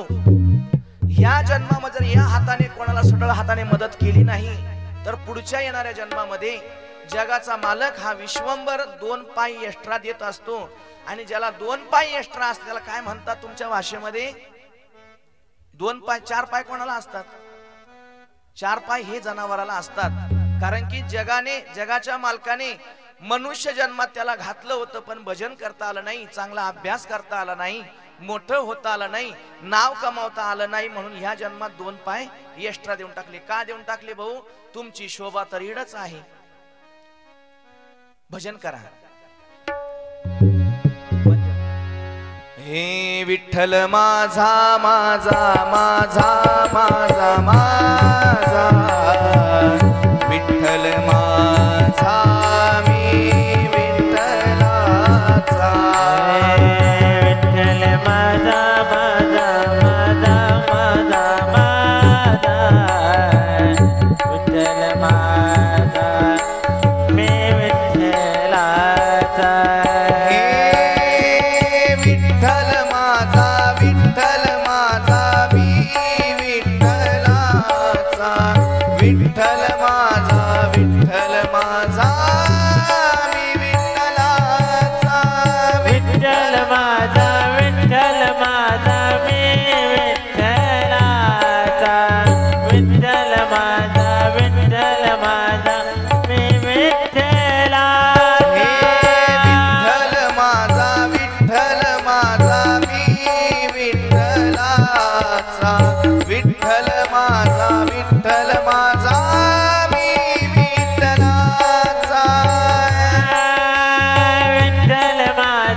विठ्ठल माझा मी विठ्ठलाचा विठ्ठल माझा विठ्ठल माझा मी विठ्ठलाचा. मी तुम्हाला याच्यामुळे भजन करा म्हटलो. भजनाने माणसाच्या जीवनातलं पाप नाहीसं होत असतं. पंढरपुरामध्ये जण्याबाईने विठ्ठलाचं भजन केलं. जेव्हा जण्याबाईवर संकट पडलं तेव्हा जगाच्या मालकाने जण्याबाईची पाठराखण केली. भगवान कृष्णाची मानलेली बहीण द्रौपदी, जिला 5 मालक असताना 5 मालक रक्षण करू शकले नाही, पण विठ्ठलाचं भजन केलं, कृष्णाचं भजन केलं आणि द्वारकेचा मालक या द्रौपदी मागे जाऊन उभा राहिला. म्हणून विठ्ठलाचं भजन करायचं आहे. गोरोबा काकांचं मुलगा भजन करता करता पायाखाली तुडवल्या गेलं. गोरोबा काकांनी विठ्ठलाचं भजन केलं. माय बापानं त्या गोरोबा काकांचे तुटलेले हात सुद्धा पंढरपुरामध्ये नामदेवरायांच्या कीर्तनामध्ये फुटतात आणि गेलेलं मुलगा जिवंत होतं. म्हणून पांडुरंगाचं भजन करायचं आहे. दुसरी महत्वाची गोष्ट आहे का, एका स्त्रीने ज्ञानोबारायांच्या पदस्पर्शाला नमस्कार केला. स्वतःच्या नवऱ्याची अंत्ययात्रा जात होती आणि सहज त्या माऊलीने ज्ञानोबारायांना वंदन केलं आणि विचारलं, मालक मला तुमचं दर्शन घेऊ द्या. ज्ञानोबारायांनी आशीर्वाद दिला, अखंड सौभाग्यवती भव. तेव्हा त्या माऊलीने विचारलं ज्ञानोबारायांना, ज्ञानोबाराया हा जो आशीर्वाद आहे हा मागच्या जन्माचा आहे की पुढच्या जन्माचा आहे की आत्ताचा आहे? तेव्हा माऊली म्हणतात, बाई हे आई, हा जो आशीर्वाद तुला मी दिला ना, हा आशीर्वाद ह्या जन्माचा आहे आणि आत्ताच दिला. का असं सांगितलं? आतापर्यंत प्रत्येक जन्मामध्ये मी कृष्णाचं भजन केलं आहे, म्हणून तुला माझा आशीर्वाद लागू पडेल.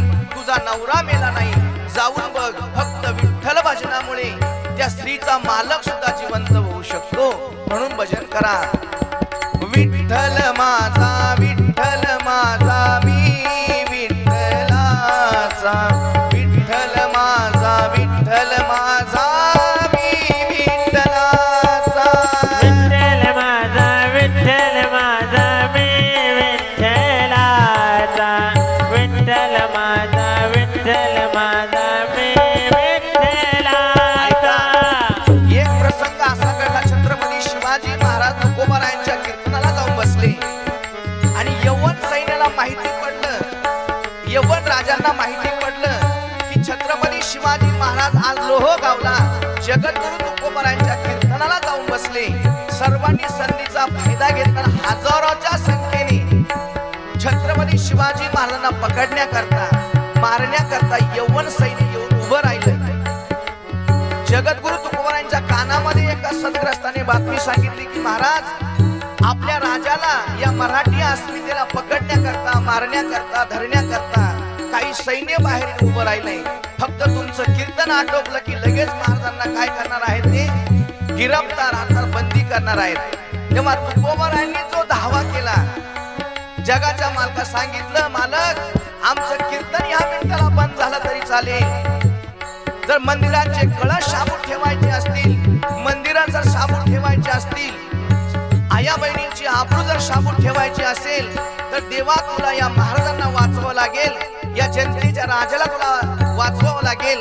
सर्वांना सांगितलं हात वर करा. सर्वांनी हात वर केले आणि फक्त विठ्ठलाचं भजन चालू केलं. यवन सैन्यांना, यवन राजांना प्रत्येक माणूस हा शिवाजी महाराज दिसत होता. का दिसत होता?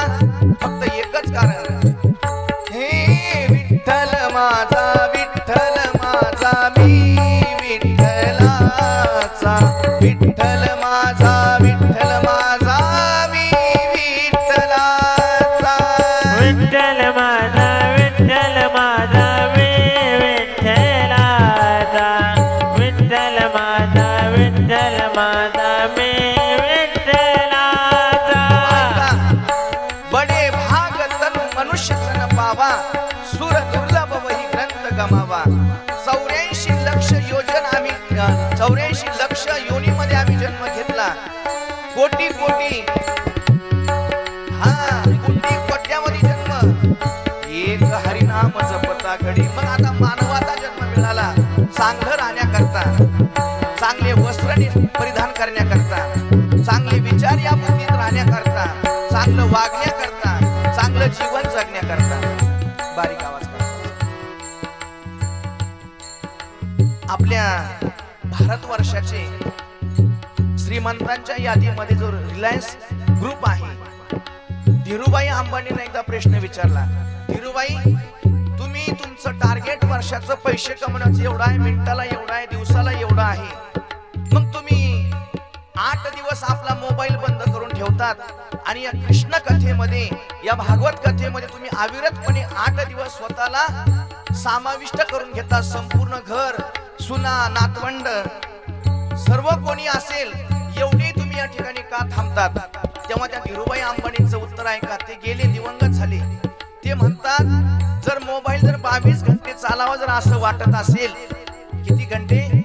मोबाईल जर 24 तासापैकी 22 घंटे जर चालावा असं वाटत असेल, त्याला 2 तास चार्जिंग करावं लागतं. तेव्हा तो किती वेळ चालतो? 22 तास सर्व्हिस देतो. कशामुळे? 2 घंटे चार्ज केल्यामुळे. धीरूभाई अंबानी म्हणतात मला जर वर्षाचे 365 दिवस मी जर चार्ज राहिलो पाहिजे, जर तुम्हाला असं वाटत असेल तर मी 8 दिवस 365 दिवसापैकी मी 8 दिवस या कृष्ण कथेला दिले पाहिजे. ज्या माणसाचं मिनिटाचं बजेट पैसे कमवण्याचं काही कोट्यावधी रुपयामध्ये आहे, मी दिवसाचं नाही सांगत, महिन्याचं नाही सांगत, एका वर्षाचं नाही सांगत, मिनिटाचं सांगतोय. ज्यांचा मिनिटाला पैसे कमवण्याचा टर्नओव्हर काही कोट्यावधी रुपयामध्ये आहे, अशी जर माणसं कृष्ण कथेमध्ये वेळ देतात, पांडुरंगाचं भजन करतात, फक्त कधीतरी असा विचार करा, आपण एवढी मोठी माणसं आहोत का? मग अशी माणसं जर कृष्ण कृष्ण म्हणतात, विठ्ठल विठ्ठल म्हणतात, मग आपला उद्धार होण्याकरता आपण भजन नाही केलं पाहिजे का? 100% केलं पाहिजे. भजन करण्याकरता, टाळी वाजवण्याकरता, तीर्थयात्रा करण्याकरता, चांगलं बोलण्याकरता, चांगलं राहण्याकरता, बंगले बांधण्याकरता हाच जन्म आहे. सांगू तुम्हाला, तुमच्यापेक्षा सुद्धा आणि माझ्यापेक्षा सुद्धा सुंदर आवाज हा देवाने कोकिळेला दिलाय. तुम्हाला मान्य आहे ना? आवाज सुंदर कोणाला आहे? कोकिळेला तुमच्यापेक्षा सुद्धा सुंदर आवाज आहे, माझ्या सुद्धा पेक्षा सुंदर आवाज आहे, पण कोकिळेला भजन करता येत नाही, हे तिचं दुर्दैव आहे. कृष्ण कृपांकित विकासानंद मिसाळ महाराज एका कथेमध्ये म्हणतात की बाबांनो, हात नसताना सुंदर घर जी बांधू शकते तिला सुग्रण नावाचा पक्षी म्हणतात. हात आहे का? हात नाही, पण तिचा आर्किटेक्ट पण एवढा सुंदर आहे, ती घर असं बांधते, इतकं सुंदर बांधते, हात नसताना घर बांधते. माणूस हात असताना इंजिनियर प्लॅन काढून सुंदर घर बांधतो, पण माणसाच्या घरामध्ये कीटक, मुंग्या, उंदर तुम्हाला काही पाहायला भेटल. पण सुग्रण नावाचा पक्षी आहे, हात नसताना घर सुंदर बांधतो, त्याच्या घरात कोणीच जात नाही. घर सुंदर तो बांधू शकतो, पण सुंदर भजन नाही करू शकत. सुग्रण नावाचा पक्षी आई वडिलांची सेवा करू शकत नाही. घोडा हा माणसापेक्षा जास्त पळू शकतो, पण आई वडिलांचं तर्पण कधी करू शकत नाही. भजन केल्याशिवाय पर्याय नाही. गरुड पुराणामध्ये असा उल्लेख आला, गरुड पुराणामध्ये पृथ्वीचं, मृत्यूलोकाचं आणि यमलोकाचं अंतर सांगितलंय 99 लक्ष योजन. किती सांगितलंय? 99 लक्ष योजन. काही ठिकाणी 84 लक्ष योजन सांगितले. भजन का करायचं? दान धर्म का करायचा? तीर्थयात्रा का करायची? सर्व सांगून 10 मिनिटात सेवा समर्पित करतो. ते म्हणतात ह्या जन्मात जर कोणाला पाणी पाजलं असेल तर तुमच्या प्रवासाला ते पाणी पाजल्याचं पुण्य तुम्हाला कामी येईल, त्या प्रवासाला तुम्हाला पाणी मिळेल. जर तुम्ही कोणाला वस्त्रदान केलं असेल ह्या जन्मामध्ये, तर तुमच्या प्रवासाला ते वस्त्रदान तुम्हाला कामी येईल. पुढचं ऐका, जर तुम्ही भुकेल्याची भूक जाणली असेल, तहानेल्याची तहान जाणली असेल, तर तुम्हाला ते अन्न त्या ठिकाणी काम येईल. मला एकाने विचारलं, महाराज हे सर्व खरं असतं का? जर कोणी सेंटर झेलला गेला असेल तर बघा, सेंटर झेलला गेल्यानंतर तुम्ही किती रुपयाचं कापड घरी परिधान करता याला महत्व अजिबात नाही. सेंटर झेलला गेल्यानंतर ते त्यांचा ड्रेस देतात.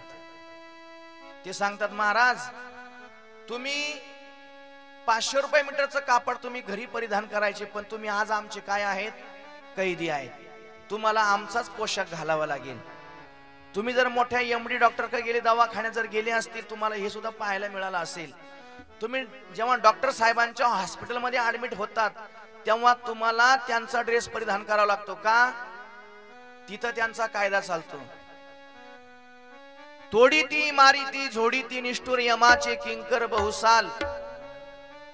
अंकुष्टा एवढा देह प्राप्त होतो, 1.25 हाताचा देह प्राप्त होतो आणि तो दुःख भोगण्याकरता सज्ज असतो. मग काय जाबदेशी यमदूता? मग तेव्हा तू यमदूतांना काय सांगशील?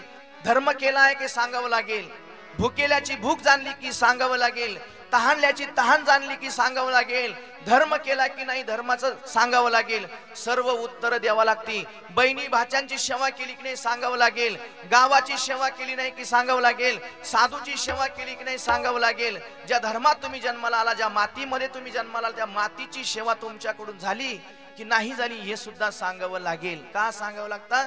काय जाबदेशी यमदूता.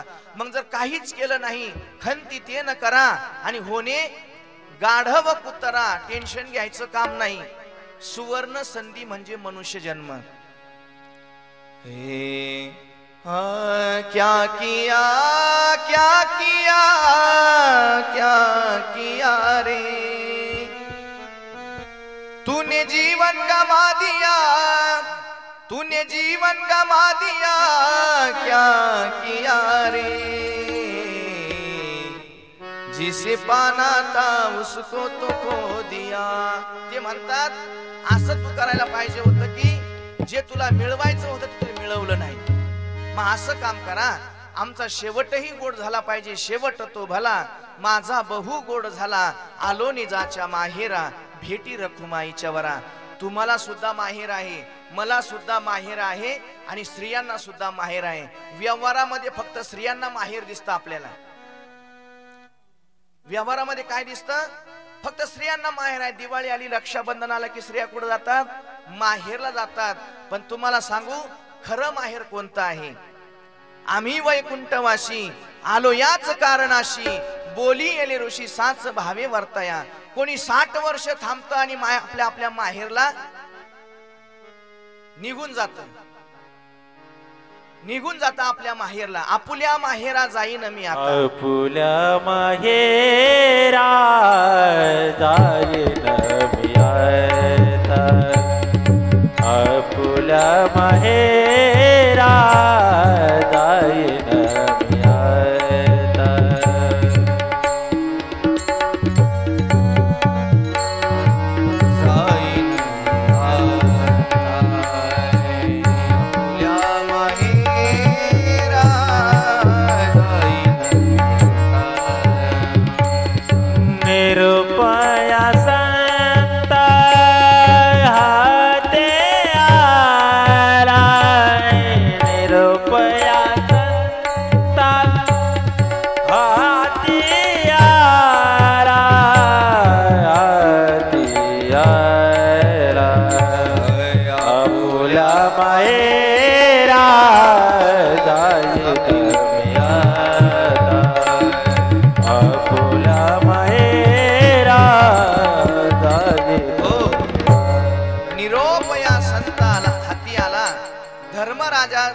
धर्मराजा एकांतामध्ये बसलेला असताना धर्मराजापाशी काळाचं एक स्वरूप आलं. धर्मा, आता भरपूर दिवस झाले बाबा या मृत्यू लोकामध्ये तू राहिलाय, पण तुझा येण्याचा टाइम झालाय, तुला माहेरला यावं लागेल. तेव्हा धर्मराजाने आपली 5 भावंड एकत्र केली आणि भावंडांना सांगितलं की बाबांनो, आतापर्यंत गुन्ह्या गोविंदाने आम्ही संसार केला, आतापर्यंत गुन्ह्या गोविंदाने एका विचाराने आम्ही एकत्र राहिलो, पण आता जो शेवटचा प्रवास आहे ना तो प्रत्येकाला एकट्यालाच करावा लागेल. मान्य का तुम्हाला? घरामध्ये 7, 10, 15, 20 सदस्य राहू द्या, पण शेवटचा प्रवास हा एकट्यालाच करावा लागतो. धर्मराजा म्हणतात, अर्जुना, आतापर्यंत गुन्ह्या गोविंदाने एकत्र राहिलो, समाजात एकत्र राहिलो, पंचक्रोशीत एकत्र राहिलो, गावात एकत्र राहिलो, जेव्हा जेव्हा समाजाला गरज आहे तेव्हा आम्ही पुढे झालो, पण सगळं झालं ना, आता शेवटचा प्रवास एकट्याला करायचा आहे. मलाही माझी सोडवणूक करावी लागेल, तुम्हालाही तुमची सोडवणूक करावी लागेल. कारण एकच आहे, कितीही माणूस मोठा असला आणि कितीही छोटा जरी असला तरी माणसाला प्रवास हा एकट्यालाच करावा लागतो. देवाने दिलेली मनुष्य जन्मात सर्वात मोठी संधी जी आहे ती संधी म्हणजे अशी, तुका म्हणे माय बापे केवळ देवाचीच रूपे. पुंडलिकासाठी देव त्याच्याकडे आला की पुंडलिक राय त्यांच्याकडे गेले? सांगा बरं. पुंडलिक राय देवाकडे गेले की देव पुंडलिक रायाकडे आला? तर देव पुंडलिक रायाकडे आले. का आले? का आल्याचं कारण काय? विसरू नको रे आई बापाला, विसरू नको रे आई बापाला, झिजविली त्याने काया, काया झिजवून तुझ्या शिरावर धरली सुखाची छाया रे वेड्या. मिळणार नाही तुला आई बापाची माया. ह्या जन्मातले आई बाप परत मिळणार नाही. पत्नी ही पसंतीने करता येते, पत्नी ही पसंतीने करता येईल, पण बहीण ही पसंतीने करता येत नाही. पुढे सांगू, पत्नी ही पसंतीने करता येईल पण आई ही पसंतीने करता येत नाही. मित्र तुम्हाला पसंतीने करता येईल पण भाऊ हा पसंतीने करता येत नाही. कोणत्या कुळाचा मित्र करायचा, कोणत्या समाजाचा मित्र करायचा हे तुम्ही ठरवू शकाल, पण कोणत्या कुळात जन्म तुम्ही घ्यायचा हे तुम्ही ठरवू शकत नाही. कोणता गाव तुमचा असावं, कोणता देश तुमचा असावा हे ठरवणारा फक्त कोण आहे? विश्वाचा मालक आहे. म्हणून एक काम करा, शेवट तो भला, माझा बहु गोड झाला, आलो निजाच्या माहेरा, भेटी रखुमाईच्या वरा, परिहार झाला अवघ्या दुःखाचा मागिला, आलो निजाच्या माहेरा, भेटी रखुमाईच्या वरा. हाय कौन कहते हैं भगवान आते नहीं, कौन कहते हैं भगवान आते नहीं, द्रौपदी जैसे हम बुलाते नहीं, कौन कहते हैं भगवान खाते नहीं, कौन कहते हैं भगवान खाते नहीं. भक्त नामदेव जी के जैसे हम खिलाते नहीं, कौन कहते हैं भगवान रोते नहीं, कौन कहते हैं भगवान रोते नहीं, वो तो रोते हैं लेकिन मीराबाई जैसे हम जहर पीते नहीं, कौन कहते हैं भगवान नाचते नहीं, वो तो नाचते हैं लेकिन हम वैसे कीर्तन करते नहीं. परिहार झाला अवघ्या दुःखाचा मागिला. शेवटचं माझ्या आवडीचं गीत म्हणतो आणि जे गीत मी म्हणणार आहे ते आपल्या परिसराचं वैभव स्वर्गीय आईसाहेब, माझ्या डॉक्टरांच्या आईसाहेब आहेत, बाबाबाई पोपट दवंगे या मावळीला ते समर्पण करतो. गीत म्हणतो आणि सेवा समर्पित करतो.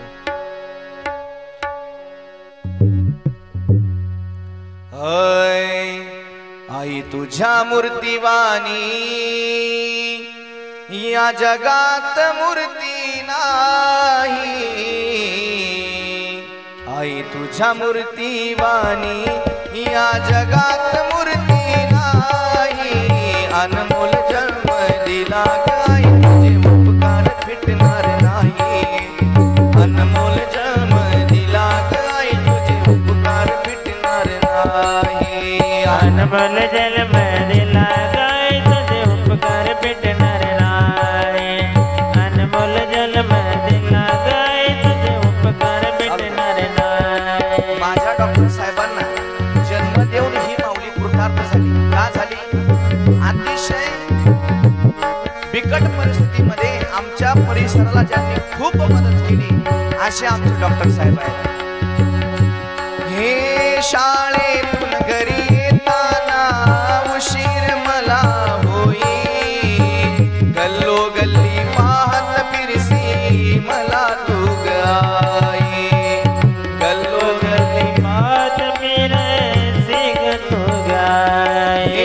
शाळेतून घरी येताना जर आम्हाला शाळेत येण्याकरता उशीर झाला असेल तर आमची माऊली, आमची आई 5 पावलं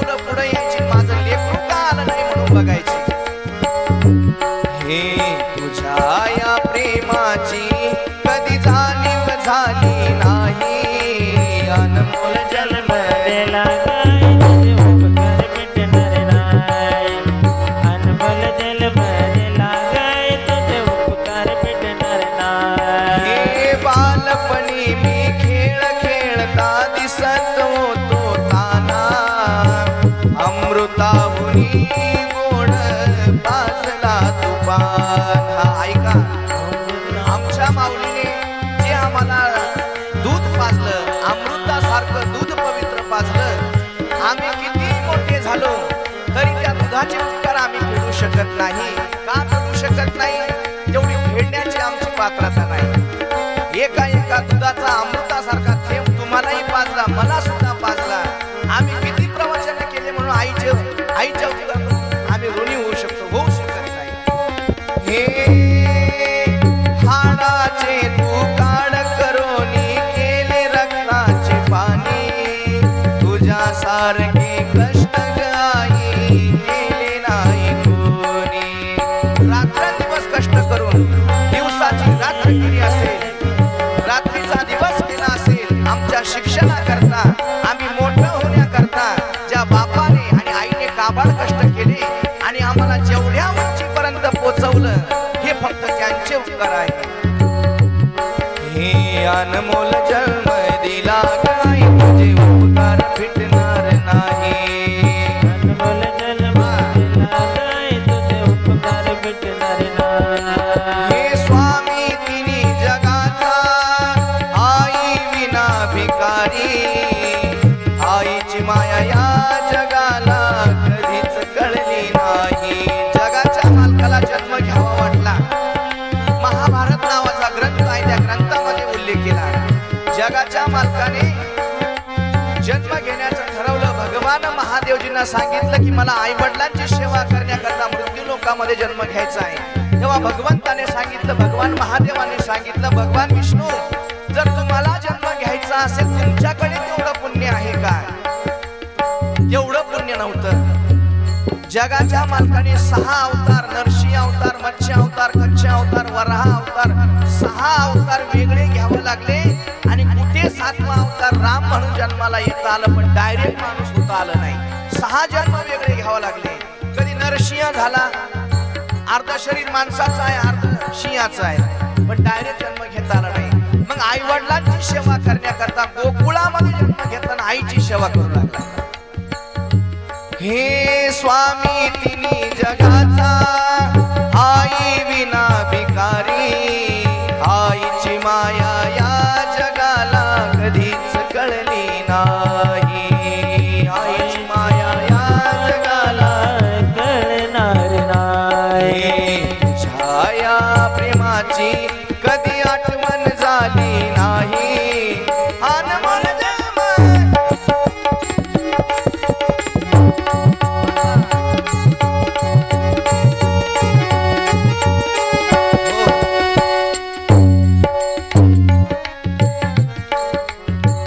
आम्ही लहान असताना आम्हाला खाता येत नव्हतं.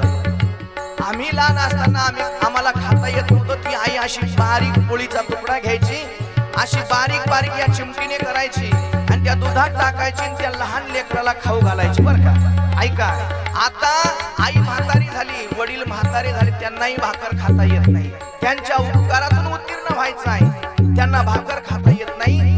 जशी त्या आईने लहानपणी भाकर घ्यावी, अशी बारीक करावी, त्या लेकराला खाऊ घालावी, तशी आता आमची पाळी आहे.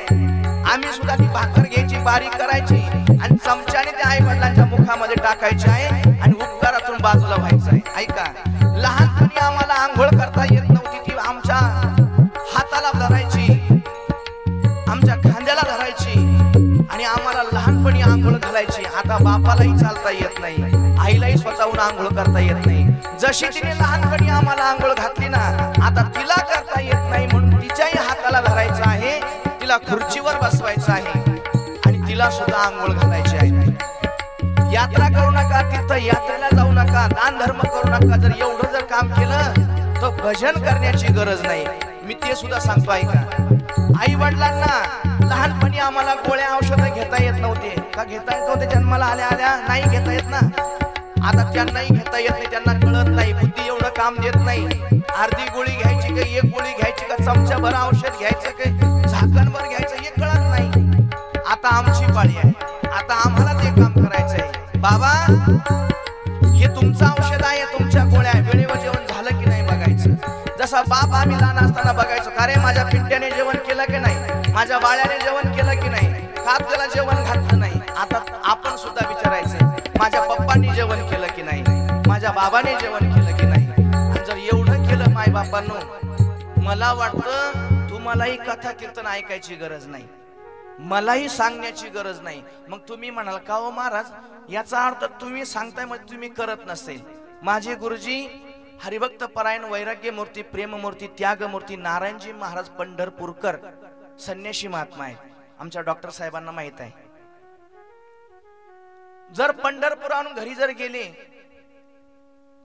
मोठं वैभव आहे त्यांना, आजही लोक 10 लाखाची गाडी घेऊन द्यायला तयार आहे, 20 लाखाची घेऊन द्यायला तयार आहे, पण ते घेत नाही. पंढरपुराहून यायचं, मनमाडच्या बस स्टँडला उतरायचं आणि कोंढार गावाची गाडी पकडायची, आणि जोपर्यंत आई होती ना तोपर्यंत पहिले आईकडे जायचं, मग समाजसेवा करायला, कीर्तन करायला जायचं. आईला खुर्चीवर बसवायचं, आईला स्वतःच्या हाताने पातळ सुद्धा नेसून द्यायचे, आईचे केस शॅम्पू टाकून आईचे केस सुद्धा धुवायचे, आईचं अंग कोरडं करायचे आणि आईची सेवा करून, आणि मग तिडून पुढं कीर्तनाच्या तारखी घ्यायच्या, मग लोकांना सांगायचं काय, आई वडिलांची सेवा करा. चला, आम्ही सुद्धा माय बापून, आमच्या डॉक्टर साहेबांना माहित आहे, आम्ही अजून आई वडिलांमध्ये राहतो. माझ्या सद्गुरूचं वाक्य आहे, जर 5 भावंड असतील, 2 भावंड असतील, ते फक्त ह्याच जन्मात एकत्र राहू शकतात, आणि जे भावंड अलग झाले, वायली झाले, ते परत कधीच एकत्र होऊ शकत नाही. का होऊ शकत नाही? अलग झालेली माणसं एकत्र लवकर होत नाही, म्हणून जन्म एकत्र राहण्याकरता 350 किल्ल्यांची उभारणी केली माझ्या राजाने 350 किल्ल्यांची उभारणी केली, पण एकही किल्ल्याला कधी नाव दिलं नाही.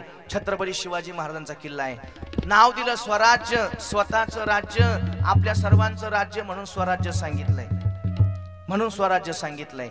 जी मोठी माणसं झाली ती याच सेवेने झाली. आणि बघा, ज्या दिवशी जिजाऊ साहेबांचा देहावसान झालं, तेव्हा छत्रपती शिवाजी महाराज ज्या किल्ल्यावर आईसाहेब फिरत होत्या, त्या किल्ल्याची माती घ्यायची, चालायचे, डोळ्यातून अश्रू चालू राहायचे, त्या किल्ल्याची माती घ्यायची, त्या मातीनं आपलं डोकं माखायचे, कपाळाला लावायचे, हाताला लावायचे, अंगाला लावायचे. एका सरदाराने प्रश्न विचारला, महाराज तुम्ही असं का करता हो? तेव्हा महाराजांनी उत्तर सुंदर दिलं, ज्या मातीला माझ्या आईची चरण स्पर्श झाले ना, ती माती पवित्र आहे म्हणून माझ्या मस्तकाला लावतोय मी.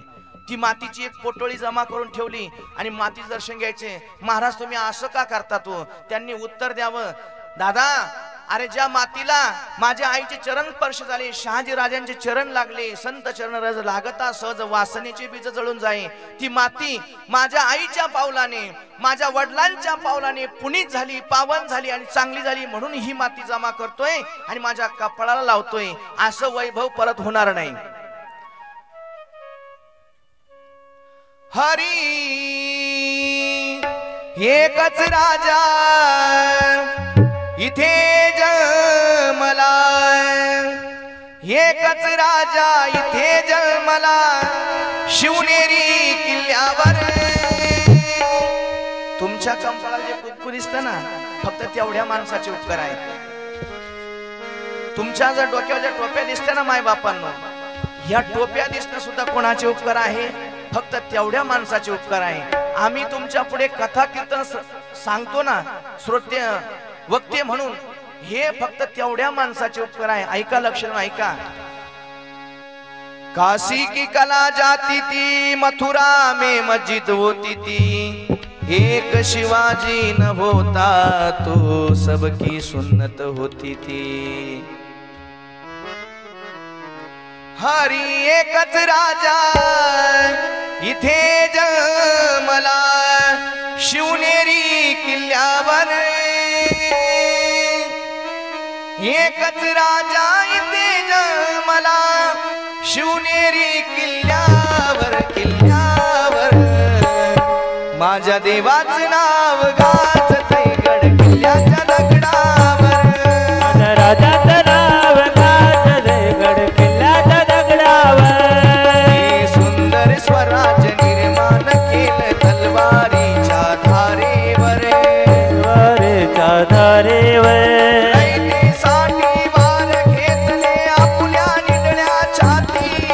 आपल्या निधड्या छातीवर. प्राणपणाने लढले मावळे,